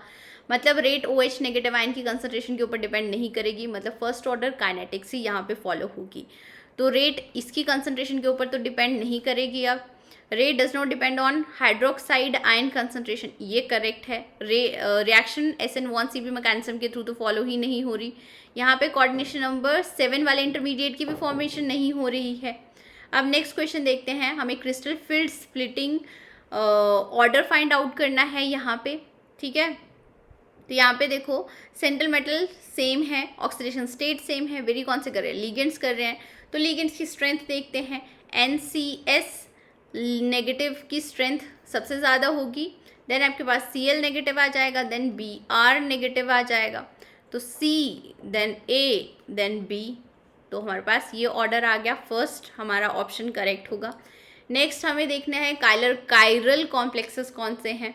तो इसके लिए आपको देखना है कोई भी प्लेन ऑफ सिमेट्री प्रेजेंट नहीं होनी चाहिए। EDTA लिगेंड के केस में भी कोई भी प्लेन ऑफ सिमेट्री प्रेजेंट नहीं होती है, तो A हमारा कायरल कॉम्प्लेक्स है। और अगर आपके पास कोई MAA होल ट्वाइस यहाँ पे इस तरह का कॉम्प्लेक्स है तो यहाँ पे भी प्लेन ऑफ सिमेट्री प्रेजेंट नहीं होती है, तो ये भी कायरल कॉम्प्लेक्स ही होगा। A एंड B आपके पास ऑप्शंस आ जाएंगे। अब ये तो अगर इसकी बात करें तो ये तो स्क्वायर प्लेनर कॉम्प्लेक्सेस है, यहाँ पे प्लेन प्रेजेंट होगा, हॉरिजॉन्टल प्लेन प्रेजेंट होगा, तो इसीलिए C ऑप्शन नहीं आएगा। नेक्स्ट क्वेश्चन देखते हैं। अब यहाँ पे स्पाइनल स्ट्रक्चर के ऊपर क्वेश्चन पूछा गया है। तो यहाँ पे हमने नॉर्मल स्पाइनल के बारे में पढ़ा है और इन्वर्स स्पाइनल के बारे में पढ़ा है। आपके पास कुछ इस तरह का होगा, O4 एंड A B2O4, ये +2 ऑक्सीडेशन स्टेट में, +3 ऑक्सीडेशन स्टेट में, यहाँ पे +2 ऑक्सीडेशन स्टेट, +3 ऑक्सीडेशन स्टेट। अगर नॉर्मल स्पाइनल है तो जो सारे डाइवेलेंट आयंस होंगे वो टेट्राहेड्रल वॉइड्स में प्रेजेंट होते हैं, और ट्राइवेलेंट आयंस जो होते हैं वो ऑक्टाहेड्रल वॉइड्स में प्रेजेंट होते हैं, ठीक है। और ये सीसीपी साइट ऑक्यूपाई करते हैं। उसके बाद अगर हम इसकी बात करें, सारे डाइवेलेंट आयंस और 50% ऑफ ट्राइवेलेंट आयंस, सारे डाइवेलेंट आयंस मतलब A2 पॉजिटिव वाले सारे आयंस और साथ में 50% ऑफ ट्राइवेलेंट आयंस। अगर ट्राइवेलेंट आयंस की बात करें तो ये है, इसका 50% क्या होगा, B3 पॉजिटिव ही होगा। ये ऑक्यूपाई करते हैं ऑक्टाहेड्रल वॉइड्स और रिमेनिंग 50% ऑक्यूपाई करेंगे टेट्राहेड्रल वॉइड्स, ठीक है। अब यहाँ पे हमें देखना होगा कि ये CO3O4 ये कौन सी स्पाइनल है, इन्वर्स स्पाइनल है या नॉर्मल स्पाइनल है। तो इसको कैसे लिखेंगे, CO2 पॉजिटिव लिखेंगे, उसके बाद CO2 3 पॉजिटिव लिखेंगे, O4 लिखेंगे। अब यहाँ पे हम क्रिस्टल फील्ड, हम इसको कैसे फाइंड आउट करते हैं, क्रिस्टल फील्ड स्प्लिटिंग एनर्जी की हेल्प से। तो यहाँ पे CO2 पॉजिटिव के लिए crystal field splitting energy find out करेंगे 3 पॉजिटिव के लिए। यहाँ पे ये तो हाई स्पिन ही बनाएगा ऑक्साइड लिगेंड के साथ, और ये लो स्पिन बनाएगा। D7 हाई स्पिन के लिए अब एनर्जी फाइंड आउट करते हैं, 3 4 5 6 एंड ये 7 आ गया। तो यहाँ पे आएगा -0.4 इंटू 5 प्लस 0.6 इंटू 2, तो -2.0 प्लस 1.2, यह आ गया -0.8। और यहाँ पे ये D6 लो स्पिन होगा, लो स्पिन होगा। तो यहाँ पे देखो क्रिस्टल फील्ड स्प्लिटिंग एनर्जी क्या आ जाएगी, -0.4 इंटू 6 -2.4। अब यहाँ पे माइनस साइन को भूल जाओ, यहाँ पे देखो कौन सी वैल्यू ज़्यादा है, 2.4 ज़्यादा है। तो यहाँ पे अगर इसके लिए ट्राइवेलेंट आयन के लिए octahedral crystal field splitting energy ज़्यादा हो तो वो कौन सी स्पाइनल होगी, वो होगी नॉर्मल स्पाइनल, ठीक है। अब यहाँ पे देखो पूछा क्या हुआ है कि ऑक्टाहेड्रल वॉइड्स में कौन से आयंस प्रेजेंट होंगे और टेट्राहेड्रल वॉइड्स में। तो नॉर्मल स्पाइनल के केस में जो डाइवेलेंट होंगे वो टेट्राहेड्रल वॉइड्स में प्रेजेंट होते हैं, और सारे ट्राइवेलेंट्स ऑक्टाहेड्रल वॉइड्स में प्रेजेंट होते हैं। फर्स्ट ऑप्शन ही करेक्ट होगा। नेक्स्ट क्वेश्चन देखते हैं। अब यहाँ पे हमें बताना है number of microstates find out करनी है। अब जब भी 0 टोटल स्पिन आ जाए उसके केस में क्या करते थे, हम ट्रांजिशन करते थे, SPDF ट्रांजिशन कहाँ करेंगे, D to P में करेंगे। तो यहाँ पे P2 के लिए number of microstates find out करो, 6 factorial divided by 2 factorial into 6 - 2 4 factorial आ जाएगा। उसके बाद आ जाएगा 6 इंटू 5 इंटू 4 से 4 कैंसिल आउट हो जाएगा, यहाँ पे आ जाएगा 3 इंटू 5 15। तो सेकेंड ऑप्शन हमारा करेक्ट होगा। नेक्स्ट क्वेश्चन देखते हैं। अब the set of ions expected to show Jahn Teller distortion, Jahn Teller distortion कहाँ पे शो होगी वो हमें आयंस बताने हैं। Scandium titanium, titanium 2 positive 3 positive है, तो यह आएगा स्कैंडियम टाइटेनियम D1 D9, और ये हाई स्पिन है, D5 हाई स्पिन है। D5 हाई स्पिन में T2G ऑर्बिटल्स भी सिमेट्रिकली फील्ड है, EG ऑर्बिटल्स भी सिमेट्रिकली फील्ड हैं, तो ये तो क्रॉस हो गया। स्ट्रॉन्ग जॉन टेलर डिस्टॉर्शन तब शो होती है जब EG अनसिमेट्रिकली फील्ड हो, वीक जॉन टेलर डिस्टॉर्शन तब शो होती है जब T2G अनसिमेट्रिकली फील्ड हो। तो यहाँ पे देखो अब नेक्स्ट ये भी जॉन टेलर डिस्टॉर्शन शो नहीं करेगा, EG ऑर्बिटल्स भी सिमेट्रिकली फील्ड होंगे यहाँ पे, और T2G भी सिमेट्रिकली फील्ड होंगे। और अगर हम इसकी बात करें तो यहाँ पे लो स्पिन आ रहा है, आयरन +3 ऑक्सीडेशन स्टेट में, और इसके बाद यहाँ पे स्कैंडियम टाइटेनियम हमारे पास S2D4 आएगा, हाँ तो D1 ही आएगी इसकी इलेक्ट्रॉनिक कॉन्फ़िगरेशन। तो ये ऑप्शन हमारा करेक्ट हो सकता है। अगर हम इसकी बात करें Mn, D5 है, D5 में भी T2G सिमेट्रिकली फील्ड होंगे, Eg भी सिमेट्रिकली फील्ड होंगे, तो ये भी इनकरेक्ट आ गया।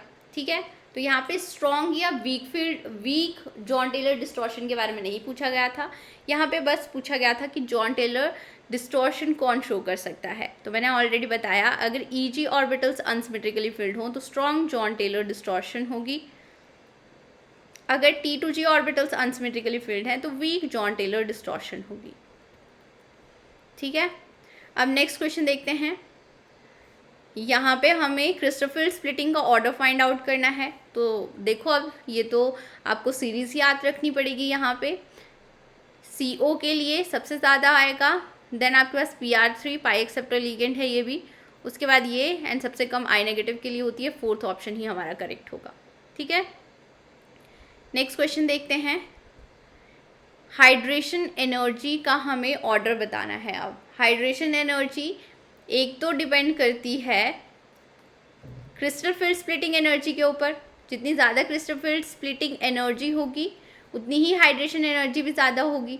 दूसरा डिपेंड करती है हाइड्रेशन एनर्जी साइज़ के ऊपर, इन्वर्सली प्रोपोर्शनल टू साइज़ होगा, जितना छोटा साइज़ होगा उतनी ही हाइड्रेशन एनर्जी भी ज़्यादा होती है। ठीक है, अब यहाँ पे देखो आपके पास दिया हुआ है Mn 2 positive, V2 positive, Ni 2 positive and Ti 2 positive. ये D5 इलेक्ट्रॉनिक कॉन्फ़िगरेशन होगी, D3, D8 एंड D2। तो इसके केस में तो 0 होगी क्रिस्टल फील्ड स्प्लिटिंग एनर्जी। अब इनके केस में तो 0 नहीं होगी, मतलब ये सबसे कम होगी, इसके केस में सबसे कम होगी। तो सबसे कम देखो P के केस में एक फर्स्ट में है और सेकंड में है।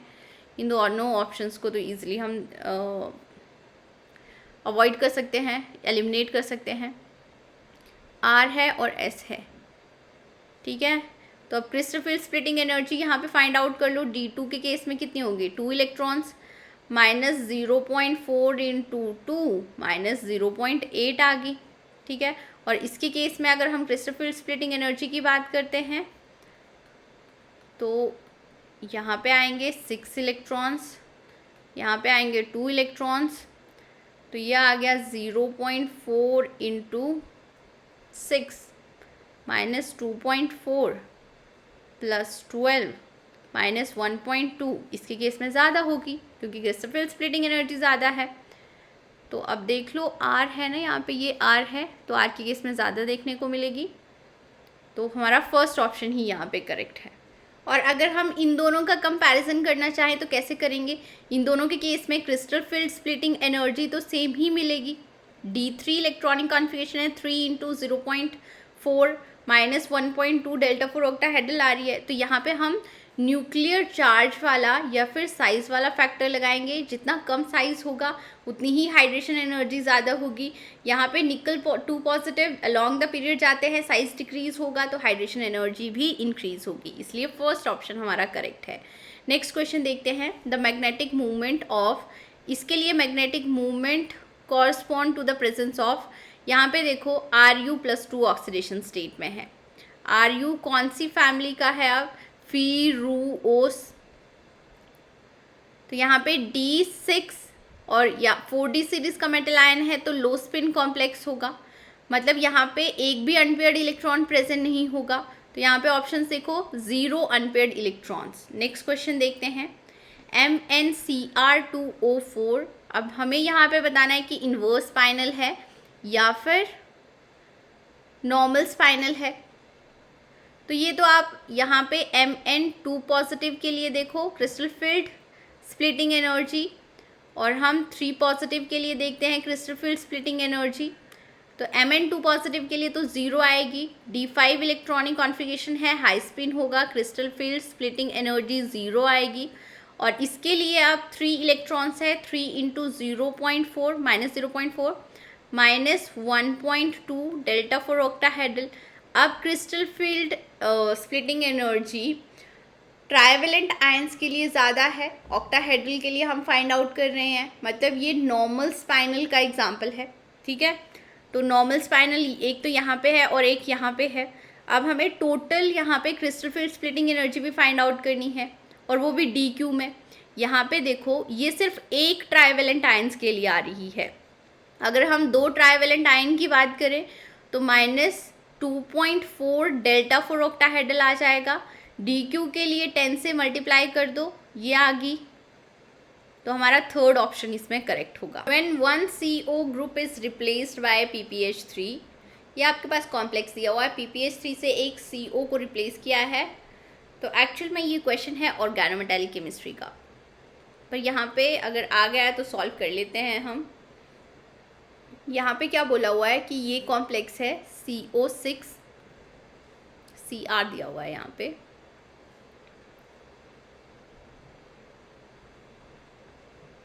लिगेंड सब्स्टिट्यूशन रिएक्शन हो रही है, PPH3 के साथ रिएक्शन हो रही है, तो एक CO को सब्स्टिट्यूट कर देगा, ये PPH3 आ जाएगा यहाँ पे और CO5 आ गया। यहाँ पे हम लगाएंगे सिनर्जेटिक बॉन्डिंग वाला कॉन्सेप्ट। अब ये आ गया, अब इसको और इसको कंपेयर करें तो ये अच्छा इलेक्ट्रॉन डोनर है, good electron donor, good sigma donor है ये, ठीक है। तो ये मेटल के ऊपर इलेक्ट्रॉन डेंसिटी को इंक्रीज कर देगा, इलेक्ट्रॉन डेंसिटी यहाँ पे इंक्रीज हो जाएगी। अगर इलेक्ट्रॉन डेंसिटी इंक्रीज होगी तो metal to carbon back bonding भी इंक्रीज होगी। इसको कैसे समझ सकते हो आप, यहाँ पे था कुछ ऐसा। अब उसके बाद क्या हुआ, मेटल के ऊपर इलेक्ट्रॉन डेंसिटी इंक्रीज हुई। अगर मेटल के ऊपर इलेक्ट्रॉन डेंसिटी इंक्रीज हो गई तो बैक बॉन्डिंग होगी मेटल टू कार्बन, ये होगी बैक बॉन्डिंग, ठीक है। अब ये बॉन्ड स्ट्रेंथ इंक्रीज होगी, मतलब यहाँ पे बॉन्ड लेंथ होगी डिक्रीज, और ये वाली जो बॉन्ड स्ट्रेंथ है अब ये डिक्रीज होगी, तो यहाँ पे बॉन्ड लेंथ होगी इंक्रीज, बॉन्ड लेंथ इंक्रीज होगी। अब ऑप्शन देख लो कौन सा करेक्ट है। मेटल और कार्बन की जो बॉन्ड लेंथ है वो डिक्रीज हो रही है, मेटल एंड कार्बन की बॉन्ड लेंथ डिक्रीज हो रही है और CO बॉन्ड लेंथ इंक्रीज हो रही है। थर्ड ऑप्शन ही हमारा करेक्ट होगा। नेक्स्ट क्वेश्चन देखते हैं। हमें यहाँ पे crystal field stabilisation energy find out करनी है। तो एक है आपके पास Fe3 पॉजिटिव और दूसरा है CO3 पॉजिटिव।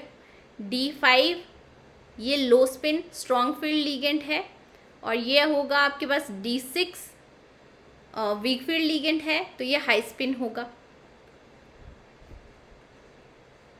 तो यहाँ पे इलेक्ट्रॉन्स की फिलिंग कर लेते हैं, 1 2 3 4 5।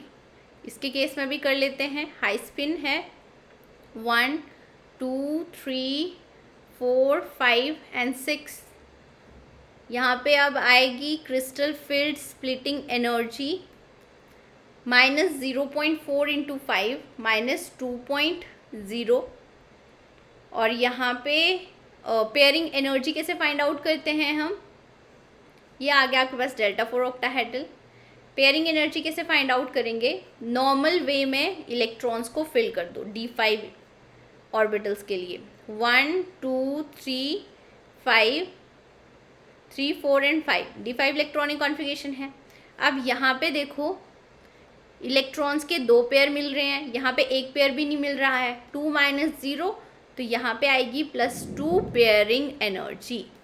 अब इसके लिए देखते हैं हम, यहाँ पे -0.4 × 4 -1.6 और +1.2 -0.4 डेल्टा फॉर ऑक्टाहेड्रल आ गया, ठीक है। अब यहाँ पे D6 इलेक्ट्रॉनिक कॉन्फ़िगरेशन है, तो यहाँ पे भी हम नॉर्मल वे से भी D6 फिल कर देते हैं। यहाँ पे भी एक पेयर है, यहाँ पे भी एक पेयर है, 1 - 1 0, तो इसके लिए पेयरिंग एनर्जी हम एक भी नहीं लिखेंगे। अब देख लो ये फर्स्ट ऑप्शन करेक्ट है फर्स्ट के लिए, और सेकंड के लिए सेकंड ऑप्शन ही करेक्ट है। तो 1 and 2 फर्स्ट ऑप्शन आ गया हमारे पास करेक्ट। नेक्स्ट क्वेश्चन देखते हैं। स्पाइनल दी हुई है, स्पाइनल का स्ट्रक्चर दिया हुआ है। The fraction of octahedral and tetrahedral sites occupy by cation. तो सबसे पहले तो हमें देखना होगा कि ये नॉर्मल स्पाइनल है या फिर इन्वर्स स्पाइनल है, ठीक है। अब इनके केस में यहाँ पे इसके लिए भी क्रिस्टोफर स्प्लिटिंग एनर्जी 0 आएगी, इसके लिए भी क्रिस्टोफर स्प्लिटिंग एनर्जी 0 आएगी। तो यहाँ पे हम देखते हैं ऑक्यूपेशनल फैक्टर। ऑक्यूपेशनल फैक्टर की वैल्यू अगर 0 आती है तब नॉर्मल स्पाइनल होगा, और अगर ऑक्यूपेशनल फैक्टर की वैल्यू, ये सिंबल देख लेना कैसा होता है, ऑक्यूपेशनल फैक्टर की वैल्यू अगर 0.5 आती है तो वो 0 से ज़्यादा होगी तो वो इन्वर्स स्पाइनल होगा। अब ये वैल्यूज़ आपको थोड़ी ध्यान में रखनी होगी। मैंने अपनी वीडियो में चार्ट बना के दिया है, उससे आप इजीली आइडेंटिफाई कर पाओगे, ये वैल्यूज़ याद कर पाओगे। तो यहाँ पे इसके केस में ऑक्यूपेशनल फैक्टर की वैल्यू 0 आती है तो ये नॉर्मल स्पाइनल का एग्जाम्पल होगा, ठीक है। अगर ये नॉर्मल स्पाइनल का एग्जाम्पल है तो यहाँ पे जो डायवेलेंट आयंस होंगे, ये जो पहला वाला होगा डायवेलेंट है, Al2 ट्राइवेलेंट होंगे। जो डायवेलेंट है वो ऑक्यूपाई करते हैं 1/8 ऑफ टेट्राहेड्रल वॉइड्स, और जो ट्राइवेलेंट आयंस हैं ये ऑक्यूपाई करेंगे 1/2 ऑफ ऑक्टाहेड्रल वॉइड्स, ठीक है। तो यहाँ पे देख लो, पहले हमें बताने हैं ऑक्टाहेड्रल वॉइड्स। अब इसको भी ध्यान में रख लेना कि ऑक्टाहेड्रल पूछा है पहले या टेट्राहेड्रल पूछा है। ऑक्टाहेड्रल पूछा है तो यहाँ पे हाफ आएगा, टेट्राहेड्रल है तो हमारा 4th ऑप्शन करेक्ट होगा। नेक्स्ट क्वेश्चन देखते हैं। अब यहाँ पे भी हमें crystal field stabilisation energy find out करनी है। CO2 पॉजिटिव अमाइन के साथ ये बनाएगा अब high spin complex. D7 high spin के लिए इलेक्ट्रॉन्स की फिलिंग कर देते हैं। 1 2 3 4 5 6 and 7, तो ये आ गया 0.4 × 5 प्लस 0.6 × 2 आ जाएगा, यहाँ पे माइनस होगा, ये 1.2 आ जाएगा, 2.0 माइनस 0.8 आ जाएगी यहाँ पे डेल्टा फॉर ऑक्टाहेड्रल। और नॉर्मल वे में हम 7 इलेक्ट्रॉन्स फिल करते हैं तो ये 6 आ गए और ये 7 आ गए। यहाँ पे भी 2 पेयर हैं, यहाँ पे भी 2 पेयर्स हैं, 2 - 2 0 आ जाएगा। तो यहाँ पे देखो 3rd ऑप्शन ही करेक्ट होगा। नेक्स्ट क्वेश्चन देखते हैं अब। The symmetry level of valence p orbitals of a metal ions in an octahedral ligand field is T1U होता है ये। नेक्स्ट क्वेश्चन देखो। फॉर एन इन्वर्स स्पाइनल के लिए हमें A and B find out करने हैं। अब इन्वर्स स्पाइनल के लिए हमें क्या देखना होता है? इन्वर्स स्पाइनल के लिए आपको crystal field splitting energy find out करनी है डायवेलेंट आयंस की फॉर ऑक्टाहेड्रल। अगर ये ज़्यादा आएगी as compare to trivalent ions की क्रिस्टल फील्ड स्प्लिटिंग एनर्जी निकालोगे आप ऑक्टाहेड्रल के लिए तो इन्वर्स स्पाइनल होगी। यहाँ पे आप देखो crystal field energy splitting energy find out करके देखो, यहाँ पे गैलियम है, गैलियम के लिए तो क्रिस्टल फील्ड स्प्लिटिंग एनर्जी 0 आएगी, और डायवेलेंट आयन निकल 2 पॉजिटिव है, इसके लिए तो कुछ ना कुछ आएगी ही आएगी। मतलब यहाँ पे डायवेलेंट आयन के लिए क्रिस्टल फील्ड स्प्लिटिंग एनर्जी ज़्यादा है, तो यही ऑप्शन हमारा करेक्ट होगा। बाकी सारे ऑप्शंस भी खुद से चेक करना। अब यहाँ पे देखो इन दोनों के केस में 0 0 ही आएगी। इन दोनों के केस में हमने क्या देखा था? ऑक्यूपेशनल फैक्टर देखा था, ऑक्यूपेशनल फैक्टर की हेल्प से देखा था। यहाँ पे जो ऑक्यूपेशनल फैक्टर की वैल्यू होती है वो 0 होती है, इसीलिए ये नॉर्मल स्पाइनल की तरह ही एक्ट करेगा। ठीक है, अब नेक्स्ट क्वेश्चन देखते हैं हम। ये हमें क्रिस्टल फील्ड स्प्लिटिंग की वैल्यू दी हुई है इस कॉम्प्लेक्स के लिए इतनी, और डेल्टा फॉर ऑक्टाहेड्रल इसके और इसकी हम कंपैरिजन करना है। तो यहाँ पे देखो आपके पास मेटल सेम है, ऑक्सीडेशन स्टेट सेम है, मेटल की लीगेंड्स वेरी कर रहे हैं। एक लीगेंड है वाटर, दूसरा है क्लोराइड और तीसरा है आपके पास अमाइन। तो यहाँ पे देखो इसका ये स्ट्रॉन्ग फील्ड है, तो इसके लिए डेल्टा फॉर ऑक्टाहेड्रल की वैल्यू सबसे ज़्यादा होगी। ठीक है, और इसके लिए सबसे कम होगी और ये बीच में आएगा। ठीक है, अगर हम ऑर्डर लिखें तो NH3 के लिए सबसे ज़्यादा होगी, देन आपके पास वाटर आ जाएगा, देन आपके पास क्लोराइड। तो अब देख लेते हैं पूछा क्या हुआ है यहाँ पे कि जो इसकी क्रिस्टल फील्ड स्प्लिटिंग की वैल्यू कम आएगी या ज़्यादा आएगी इससे। तो यहाँ पे ये वीक फील्ड है तो इसके लिए लेस वैल्यू आएगी इसके कंपैरिजन में। अब इसकी स्ट्रेंथ ज़्यादा है अमाइन लिगेंड की, तो यहाँ पे क्रिस्टल फील्ड स्प्लिटिंग की वैल्यू ज़्यादा आएगी। तो यहाँ पे देख तो lower and higher, second option correct होगा। नेक्स्ट क्वेश्चन देखते हैं आप। Among the following compounds a normal spinel is. अब इनमें से हमें नॉर्मल स्पाइनल फाइंड आउट करनी है। तो यहाँ पे देखो जब भी आपके पास आयरन 2 हो तो इनके केस में मोस्ट ऑफ द केसेस में आपको इन्वर्स स्पाइनल ही देखने को मिलेगी। ठीक है, चाहे आपके पास Mn डाइवेलेंट आयन है या फिर Mg है या फिर CO है या फिर आयरन है, ये सारे डाइवेलेंट आयंस की बात कर रही हूँ मैं। और ट्राइवेलेंट आयंस अगर आयरन है तो, या फिर निकल हो या फिर कॉपर हो,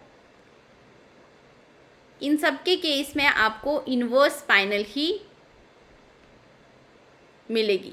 ठीक है, बट अगर आपके पास आता है जिंक Fe2, इसको ध्यान में ही रख लेना आप, Fe2O4, तो यहाँ पे क्रिस्टल फील्ड स्प्लिटिंग एनर्जी जब फाइंड आउट करते हैं तो इसके लिए भी ज़ीरो आएगी, इसके लिए भी ज़ीरो आएगी। यहाँ पे हम ऑक्यूपेशनल फैक्टर की बात करेंगे, ऑक्यूपेशनल फैक्टर की वैल्यू ज़ीरो आती है, इसलिए ये नॉर्मल स्पाइनल की तरह एक्ट करेगा। ठीक है, तो यहाँ पे सेकेंड ऑप्शन करेक्ट होगा। और जो भी इन्वर्स स्पाइनल है इसके लिए ऑक्यूपेशनल फैक्टर की वैल्यू आती है 0.5 या फिर डेल्टा से 0 से ज़्यादा भी लिखी हो सकती है। तो हमारा सेकेंड ऑप्शन ही करेक्ट आएगा। नेक्स्ट क्वेश्चन देख लेते हैं। D5 इलेक्ट्रॉनिक कॉन्फ़िगरेशन के लिए number of microstates find out करनी है। तो मैक्सिमम D ऑर्बिटल्स में 10 इलेक्ट्रॉन्स आ सकते हैं, तो 10 factorial into 5 factorial into 10 - 5 factorial ही आएगा। अब 10 into 9 into 8 into 7 into 6, 5 factorial से 5 फैक्टोरियल कट जाएंगे, 5 इंटू 4 इंटू 3 इंटू 2 आ जाएगा। यहाँ पे देखो ये 10 से 10 कट गए, यहाँ पे ये आ गया 3, यहाँ पे ये आ गया 2। ठीक है, तो हमारे पास बचे क्या, 3 इंटू 2 इंटू 7 इंटू 6। अब इसको कैसे लिख सकते हो आप, ये 6 है, ये 6 है, तो 7 इंटू 6⁻² लिख सकते हो। तो थर्ड ऑप्शन हमारा करेक्ट होगा। अब नेक्स्ट क्वेश्चन देखते हैं। The correct order of D orbitals splitting in trigonal bipyramidal geometry. Trigonal bipyramidal geometry के केस में हमें D ऑर्बिटल्स की एनर्जी का ऑर्डर फाइंड आउट करना है। तो ये मैंने आपको सिखाया ही है, कैसे देखेंगे। देखो इसको याद कैसे करेंगे कि जो लिगेंड्स हैं वो Z एक्सिस के अलोंग डायरेक्टली अप्रोच कर रहे हैं यहाँ पे, तो इसीलिए DZ² ऑर्बिटल की एनर्जी सबसे ज़्यादा हो जाएगी। देखो फैक्टर्स बड़े सारे अप्लाई होते हैं इनकी एनर्जी के लिए, बट याद कैसे करना है ये मैं समझा रही हूँ। तो यहाँ पे DZ² के लिए एनर्जी सबसे ज़्यादा हो जाएगी। उसके बाद आएंगे यहाँ पे DXY और DX² - Y² के लिए एनर्जी जो है वो एक जैसी रहेगी। और उसके बाद DXZ एंड DYZ ऑर्बिटल के लिए एनर्जी सबसे कम होगी। ठीक है, तो यहाँ पे देखो DZ² के लिए एनर्जी सबसे ज़्यादा है एक इसके केस में, और यहाँ पे DXY के लिए सबसे कम दी हुई है, तो ये तो इनकरेक्ट आ गया। तो हमारा ऑप्शन जो होगा ये करेक्ट ये वाला होगा, यहाँ पे इक्वल टू आएगा। ठीक है, नेक्स्ट क्वेश्चन देखते हैं अब। फॉर द कॉम्प्लेक्स, ये कॉम्प्लेक्सेस दिए हुए हैं, ideal octahedral geometry will be observed in. Ideal octahedral geometry कब देखने को मिलेगी, जब आपको जॉन टेलर डिस्टॉर्शन देखने को ना मिले। ठीक है, तो यहाँ पे देखो D8 electronic configuration, electrons fill करके देख लेते हैं हम जल्दी से। 1 2 3 4 5 6 7 8 जॉन टेलर डिस्टॉर्शन देखने को नहीं मिल रही है, तो इसके केस में तो आइडियल ज्योमेट्री ही देखने को मिलेगी, हमें नॉट फाइंड आउट करना है। ठीक है, Mn2 पॉजिटिव, इसके केस में भी आइडियल ऑक्टाहेड्रल ज्योमेट्री ही देखने को मिलेगी। Cr3 पॉजिटिव है, इसकी केस में भी आइडियल ज्योमेट्री देखने को मिलेगी क्योंकि यहाँ पे D3 इलेक्ट्रॉनिक कॉन्फ़िगरेशन आएगी ना यहाँ पे भी, हाँ, तो T2G भी सिमेट्रिकली फिल्ड है। और अगर हम यहाँ पे इसकी बात करें, scandium titanium D1 electronic configuration होगी, तो T2G अनसिमेट्रिकली फील्ड है, वीक जॉन टेलर डिस्टॉर्शन देखने को मिलेगी। तो यहाँ पे परफेक्ट ऑक्टाहेड्रल ज्योमेट्री आपको देखने को नहीं मिलेगी, तो ऑप्शन 4 ही यहाँ पे करेक्ट होगा, ओनली डी। नेक्स्ट क्वेश्चन देखते हैं, आई थिंक ये हमने सॉल्व कर लिया है।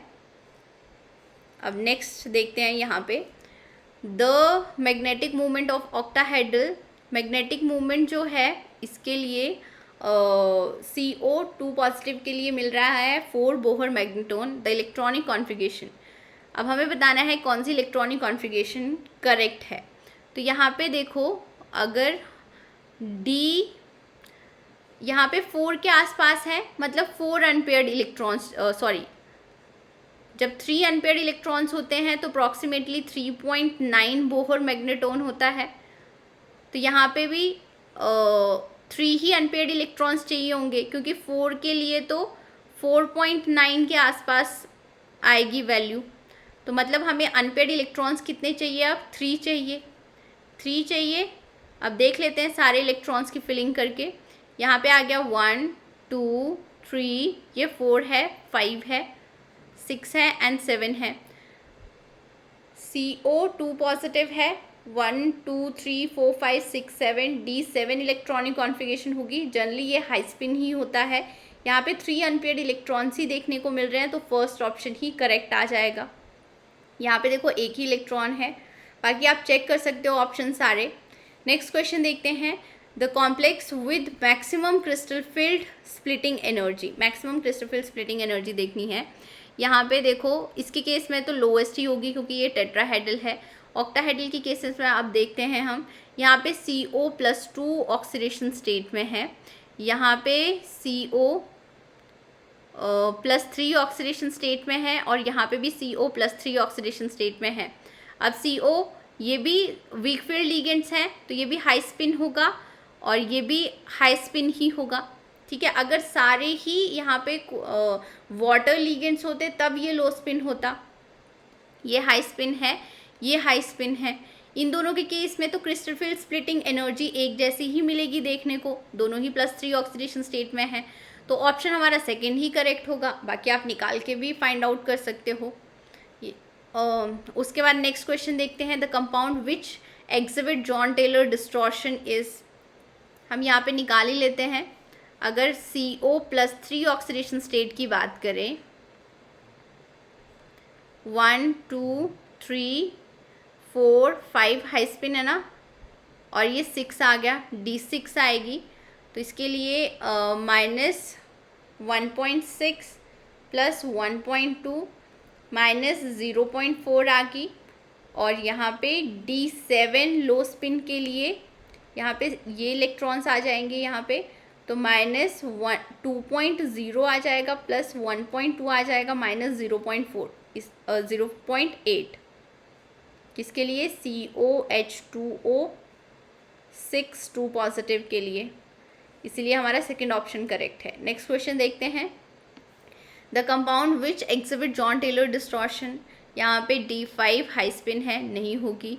यहाँ पे ये D5 लो स्पिन है, यहाँ पे वीक जॉन टेलर डिस्टॉर्शन देखने को मिलेगी। D3 है, यहाँ पे भी नहीं मिलेगी, और ये सेम ही दिया हुआ है। ऑप्शन तो आपका यही करेक्ट होगा। अब ये मिस प्रिंटिंग होगी आई थिंक, नहीं सॉरी, फिर से करते हैं ये क्वेश्चन। ये +3 ऑक्सीडेशन स्टेट में है, तो यहाँ पे D4 इलेक्ट्रॉनिक कॉन्फ़िगरेशन होगी, यहाँ पे EG अनसिमेट्रिकली फील्ड होंगे।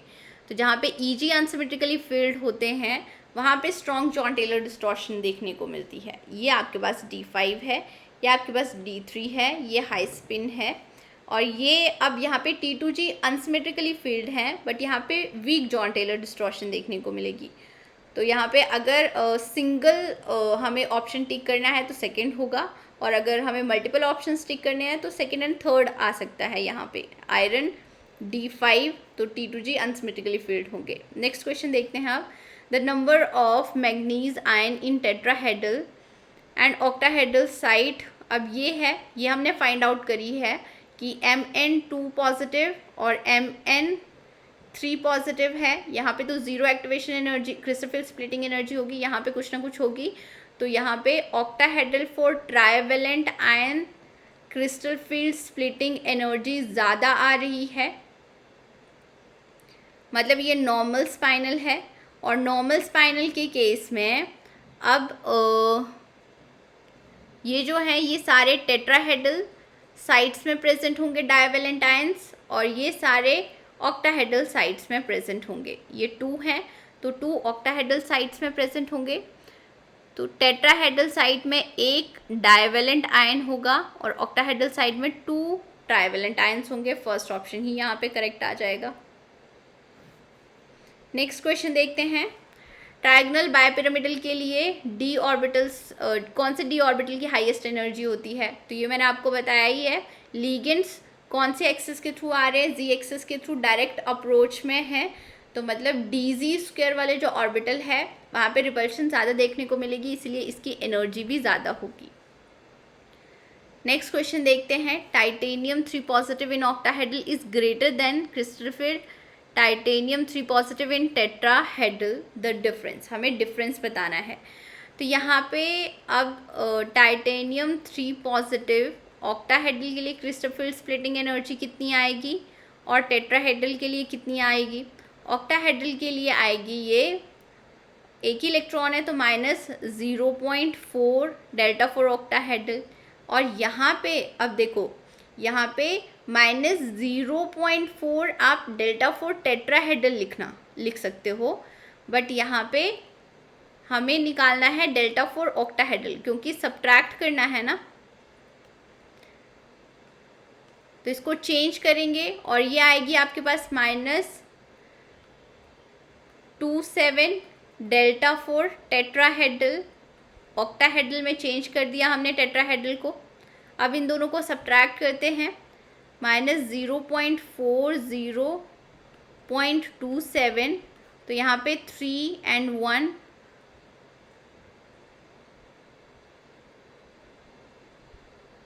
डेल्टा फॉर ऑक्टाहेड्रल आ गया। DQ में हमें देखना है तो 1.3 DQ आ जाएगा। फर्स्ट ऑप्शन यहाँ पे करेक्ट होगा। नेक्स्ट क्वेश्चन देखते हैं। The complex having the value of spinal parameter, जो ऑक्यूपेशनल फैक्टर है वही स्पाइनल पैरामीटर होगा, और इसकी वैल्यू कितनी दी है? 0.5। 0.5 किसके लिए होती है? इन्वर्स स्पाइनल के लिए होती है, ठीक है। तो अब यहाँ पे मैंने क्या आपको बताया था कि जब आयरन 2 हो ट्राइवेलेंट और बाकी कोई भी आयन हो जिंक को छोड़ के, चाहे कोबाल्ट हो, निकल हो, क्रोमियम हो, मैग्नीज हो, मैग्नीशियम हो, उनके केस में इन्वर्स स्पाइनल ही देखने को मिलेगी। तो हमारा यहाँ पे सेकेंड ऑप्शन ही करेक्ट होगा। बाकी आप कैलकुलेट करके भी फाइंड आउट कर सकते हो। नेक्स्ट क्वेश्चन देखते हैं। फॉर द कॉम्प्लेक्स, ये कॉम्प्लेक्स है, the coordination geometry will be D9 electronic configuration होगी, EG अनसिमेट्रिकली फील्ड होंगे, जॉन टेलर डिस्टॉर्शन देखने को मिलेगी, तो टेट्रागोनली डिस्टॉर्टेड ऑक्टाहेड्रल, यही आपको मिलेगा ऑप्शन करेक्ट। नेक्स्ट क्वेश्चन देखते हैं आप। सिलिका जेल कंटेन, ये आपके पास सिलिका में COCl4 2 नेगेटिव दिया हुआ है as a indicator. When activated silica gel become dark blue. Dark blue जब एक्टिवेटेड होता है तो ये डार्क ब्लू का हो जाता है, dark blue. While upon absorption of moisture, जब ये मॉइस्चर एब्जॉर्ब कर लेगा तो यहाँ पे कलर क्या आ रहा है? अब पेल पिंक आ रहा है, पेल पिंक आ रहा है। ये तो इलेक्ट्रॉनिक स्पेक्ट्रा का ही क्वेश्चन है। यहाँ पे देखो इंटेंसिटी ऑफ कलर के बारे में बताया गया है। यहाँ पे लाइट इंटेंसिटी है कलर की, यहाँ पे डार्क इंटेंसिटी है। तो मतलब हमें सिलेक्शन रूल की हेल्प से ये क्वेश्चन करना है, सिलेक्शन रूल्स की हेल्प से ये क्वेश्चन करना है, ठीक है। अब मॉइस्चर एब्जॉर्ब कर रहा है, मतलब ये वाले लिगेंड्स एक्सचेंज हो जाएंगे और यहाँ पे आपको मिल जाएगा कुछ इस तरह का कॉम्प्लेक्स, ठीक है। अब ये टेट्राहेड्रल है और ये ऑक्टाहेड्रल है। अब यहाँ पे देखो इसके केस में D7 इलेक्ट्रॉनिक कॉन्फ़िगरेशन होगी। तो यहाँ पे स्पिन अलाउड ट्रांजिशंस तो देखने को मिलेगी, लेपोर्टे फॉरवर्डिंग ट्रांजिशंस देखने को मिलेगी। बट इसके केस में स्पिन अलाउड ट्रांजिशंस तो देखने को मिल रही हैं, बट लेपोर्टे भी पार्टली अलाउड ट्रांजिशंस देखने को मिल रही हैं। क्यों? क्योंकि टेट्राहेड्रल ज्योमेट्री है, सेंटर ऑफ सिमेट्री प्रेजेंट नहीं है, तो इसलिए यहाँ पे इंटेंसिटी ज़्यादा है, यहाँ पे इंटेंसिटी कम है। अब एक और क्वेश्चन आपके दिमाग में आ सकता है कि यहाँ पे तो कोऑर्डिनेशन नंबर 4 है, यहाँ पे 6 क्यों आ गया? ये हम इलेक्ट्रोन्यूट्रलिटी प्रिंसिपल की हेल्प से समझ सकते हैं। यहाँ पे क्लोराइड लिगेंड है और वाटर लिगेंड है। अब यहाँ पे तो इलेक्ट्रोनेगेटिविटी लेस थी, तो चार्ज को न्यूट्रलाइज करने के लिए ज़्यादा लिगेंड्स अगर लगेंगे तो मेटल के ऊपर इलेक्ट्रॉन डेंसिटी इंक्रीज हो जाएगी, और इसकी इलेक्ट्रॉन नेगेटिविटी ज़्यादा नहीं है कि मेटल से सारे इलेक्ट्रॉन्स को अपनी तरफ खींच पाएगा। ठीक है, तो इसलिए यहाँ पे लिगेंड्स जो हैं वो 4 ही हैं। बट इसके केस में अब यहाँ पे ऑक्सीजन के थ्रू बाइंडिंग हो रही है, इसकी इलेक्ट्रॉन नेगेटिविटी ज़्यादा होती है। तो अगर यहाँ पे कोऑर्डिनेशन नंबर 6 भी आता है, मान लो यहाँ पे ये 6 लिगेंड्स लगे हुए हैं, तो 6 इलेक्ट्रॉन पेयर वाटर जो है वो मेटल को डोनेट कर रहा है। ठीक है, बट साथ में इसकी इलेक्ट्रोनेगेटिविटी ज़्यादा है, तो साथ में क्या कर रहा है, ये इलेक्ट्रॉन क्लाउड को अपनी तरफ खींच भी रहा है। ये मेटल से इलेक्ट्रॉन क्लाउड को अपनी तरफ खींच भी रहा है, जिसकी वजह से चार्ज की न्यूट्रलाइजेशन हो रही है, जिसकी वजह से कोबाल्ट इक्वेटेड कॉम्प्लेक्स जो होगा उसका कोऑर्डिनेशन नंबर 6 होगा। ठीक है, तो यहाँ पे अब ऑप्शंस चेक कर लेते हैं हम। Cobalt 2 changes is coordination number from tetrahedral to octahedral, ये करेक्ट हो सकता है, पर कौन ज़्यादा एक्यूरेट है वो हमें देखना होता है। ठीक है, यहाँ पे +2 लिगेंड सब्स्टिट्यूशन रिएक्शन हो रही है, तो ऑक्सीडेशन स्टेट तो चेंज नहीं होती है। कभी भी मैंने आपको ऐसा नहीं पढ़ाया है कुछ भी, मतलब ये तो इनकरेक्ट ऑप्शन आ गया। Tetrahedral crystal splitting is not equal to octahedral crystal splitting. हाँ देखो, ये इक्वल तो नहीं होती है, पर यहाँ पे हम इंटेंसिटी ऑफ कलर की बात कर रहे हैं, और इंटेंसिटी ऑफ कलर में क्रिस्टल स्प्लिटिंग का कोई लेना देना नहीं होता है, तो इसलिए ये भी इनकरेक्ट आ गया।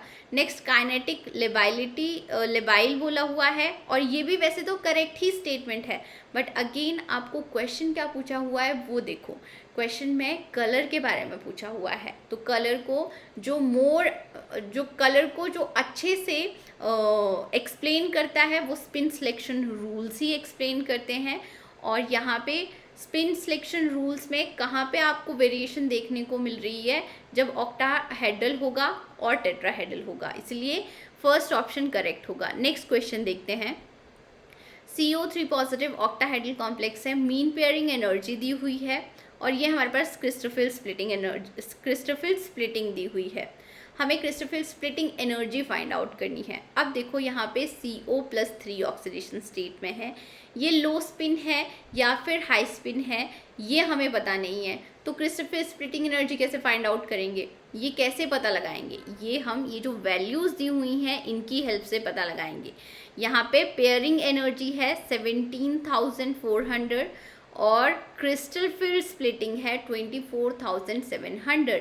डेल्टा फॉर ऑक्टाहेड्रल ज़्यादा है as compare to pairing energy, और जब ये ज़्यादा होती है that means low spin complex होगा।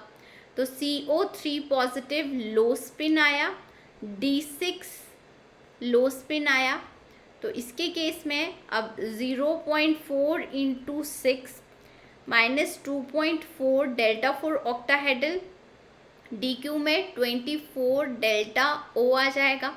और यहाँ पे पेयरिंग एनर्जी की बात करें तो T2G में 3 पेयर्ड इलेक्ट्रॉन्स आएंगे, और अगर हम नॉर्मली फिल्ड करते हैं तो एक ही पेयर होगा। यहाँ पे D5 ऑर्बिटल्स में पेयर करके देख लो, 1 2 3 4 5 एंड ये 6, एक ही पेयर आया। ठीक है, तो 3 - 1 सॉरी, यहाँ पे 1 है तो ये आया 2, तो +2p, तो हमारा यहाँ पे थर्ड ऑप्शन करेक्ट आ जाएगा। ठीक है, तो जो भी छोटे छोटे पॉइंट्स मैंने आपको बताए हैं कहीं से भी क्वेश्चन पूछा जा सकता है। ऐसे क्वेश्चन हमने किया नहीं था, बट ऐसे भी क्वेश्चन पूछा जा सकता है। बस प्रेजेंस ऑफ माइंड इम्पॉर्टेंट होता है जब भी आपको एग्जाम देना है। नेक्स्ट क्वेश्चन देखते हैं, electronic transition responsible for colour of the transition metal. तो इसके लिए ऑप्शन नंबर सेकंड करेक्ट होगा। Colour d pi to d sigma star transition की वजह से देखने को मिलता है। नेक्स्ट क्वेश्चन देखते हैं। यहाँ पे क्वेश्चन में बोला गया है कि एक क्रोमियम आयन है, 3 ब्रोमाइड लिगेंड्स हैं, साथ में वाटर के 6 मॉलिक्यूल्स हैं। ठीक है, एडिशन हो रही है AgNO3 की, एक्सेस में दिया हुआ है AgNO3, तो फॉर्मेशन हो रही है AgBr की। अब यहाँ पे इसका दिया हुआ है 0.94 ग्राम और ये दिया हुआ है एक्वस सॉल्यूशन 1 ग्राम। अब यहाँ पे हम वर्नर थ्योरी की हेल्प से फाइंड आउट कर सकते हैं कि कॉम्प्लेक्स का मॉलिक्यूलर फॉर्मूला क्या होगा। इसको A कॉम्प्लेक्स मान लेते हैं, बट यहाँ पे नंबर ऑफ मॉलिक्यूल्स गिवन नहीं है। तो सबसे पहले नंबर ऑफ मोल्स हम फाइंड आउट करेंगे। नंबर ऑफ मोल्स के लिए फॉर्मूला क्या होगा, given mass upon molecular mass. Given mass है 1 ग्राम, मॉलिक्यूलर मास इसके लिए आप फाइंड आउट करना, यहाँ पे सब ऐड करके आएगा आपके पास 400। जब इसको कैलकुलेट करोगे तो ये आएगा 2.5 इंटू 10⁻⁻3। ठीक है, कैलकुलेटर अलाउड है, गेट का क्वेश्चन है तो इजीली सॉल्व कर सकते हो। इसके केस में अब नंबर ऑफ मोल्स हम फाइंड आउट कर लेते हैं। गिवन मास है 0.94 और मॉलिक्यूलर मास आएगा यहाँ पे 188।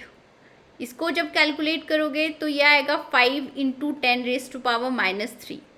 ठीक है, अब यहाँ से जब यहाँ पे जा रहे हैं तो देखो ये वैल्यू कितनी इंक्रीज़ कर रही है, 2 टाइम्स इंक्रीज़ कर रही है। 2 टाइम्स इंक्रीज़ कर रही है, मतलब अगर इसका एक मॉलिक्यूल होगा तो इसके 2 मॉलिक्यूल्स मिलेंगे। अब इसके 2 मॉलिक्यूल्स कब मिल सकते हैं, जब 2 ब्रोमाइड लिगेंड जो है वो कोऑर्डिनेशन स्फीयर के बाहर हो। मतलब यहाँ पे कॉम्प्लेक्स कुछ इस तरह का हो, Br 2 ब्रोमाइड लिगेंड बाहर होंगे, एक अंदर होगा, तो यहाँ पे आ जाएगा 5, यहाँ पे आ जाएगा Br2। ठीक है, अब इस तरह का कॉम्प्लेक्स अब ऑप्शंस पे देख सकते हो आप। ये तो होगा नहीं, ये हो सकता है 2 ब्रोमाइड है और एक वाटर बाहर होगा। ये भी नहीं होगा क्योंकि यहाँ पे 2 वाटर्स दिए हुए हैं और 2 ब्रोमाइड अंदर दिए हुए हैं, ये भी नहीं होगा। तो हमारा सेकेंड ऑप्शन ही यहाँ पे करेक्ट आएगा। नेक्स्ट क्वेश्चन देखते हैं। Given the molecular formula of the hexa coordinated complexes. ये आपके पास 3 कॉम्प्लेक्सेस हैं। यहाँ पे इन्होंने बोला हुआ है कि फर्स्ट कॉम्प्लेक्स में 6 अमाइन लिगेंड्स बाहर होंगे, सॉरी कोऑर्डिनेशन स्फीयर के अंदर होंगे। अगर 6 अंदर हैं तो तीनों क्लोराइड आयन बाहर होंगे। नेक्स्ट में देखो 5 मॉलिक्यूल्स बोला हुआ है अमाइन लिगेंड्स के, तो यहाँ पे एक Cl आएगा, 2 क्लोराइड आयंस यहाँ पे बाहर होंगे और थर्ड में 4 बोले हुए हैं। हमें ऑक्सीडेशन स्टेट फाइंड आउट करनी है। ये 4 आ गए तो यहाँ पे Cl2 2 अंदर होंगे और एक बाहर होगा। ऑक्सीडेशन स्टेट देखो, अगर इसके लिए फाइंड आउट करते हो तब भी +3 ऑक्सीडेशन स्टेट आएगी। यहाँ पे इसमें कॉम्प्लेक्स में +3 चार्ज आएगा, यहाँ पे +2 चार्ज आएगा और इसकी वजह से +1 चार्ज आएगा। तो यहाँ पे ऑक्सीडेशन स्टेट इसके लिए भी +3 आएगी और इसके लिए भी ऑक्सीडेशन स्टेट +3 ही आएगी। तो ऑप्शन 4 हमारा करेक्ट होगा। नेक्स्ट क्वेश्चन देखते हैं। The acidity of molecules is usually measured a parameter called pKa। Metal दिए हुए हैं, solvated aqua complexes commonly denoted as this. It is known as pK of coordinated water. In such metal aqua complexes will be different from that of bulk water. For the following set of metal aqua complexes, हमें यहाँ पे pK values का order find out करना है। ठीक है, मतलब यहाँ पे हमें एसिडिक स्ट्रेंथ फाइंड आउट करनी है, एसिडिक स्ट्रेंथ फाइंड आउट करनी है। एसिडिक स्ट्रेंथ और pK values inversely proportional to each other होती हैं।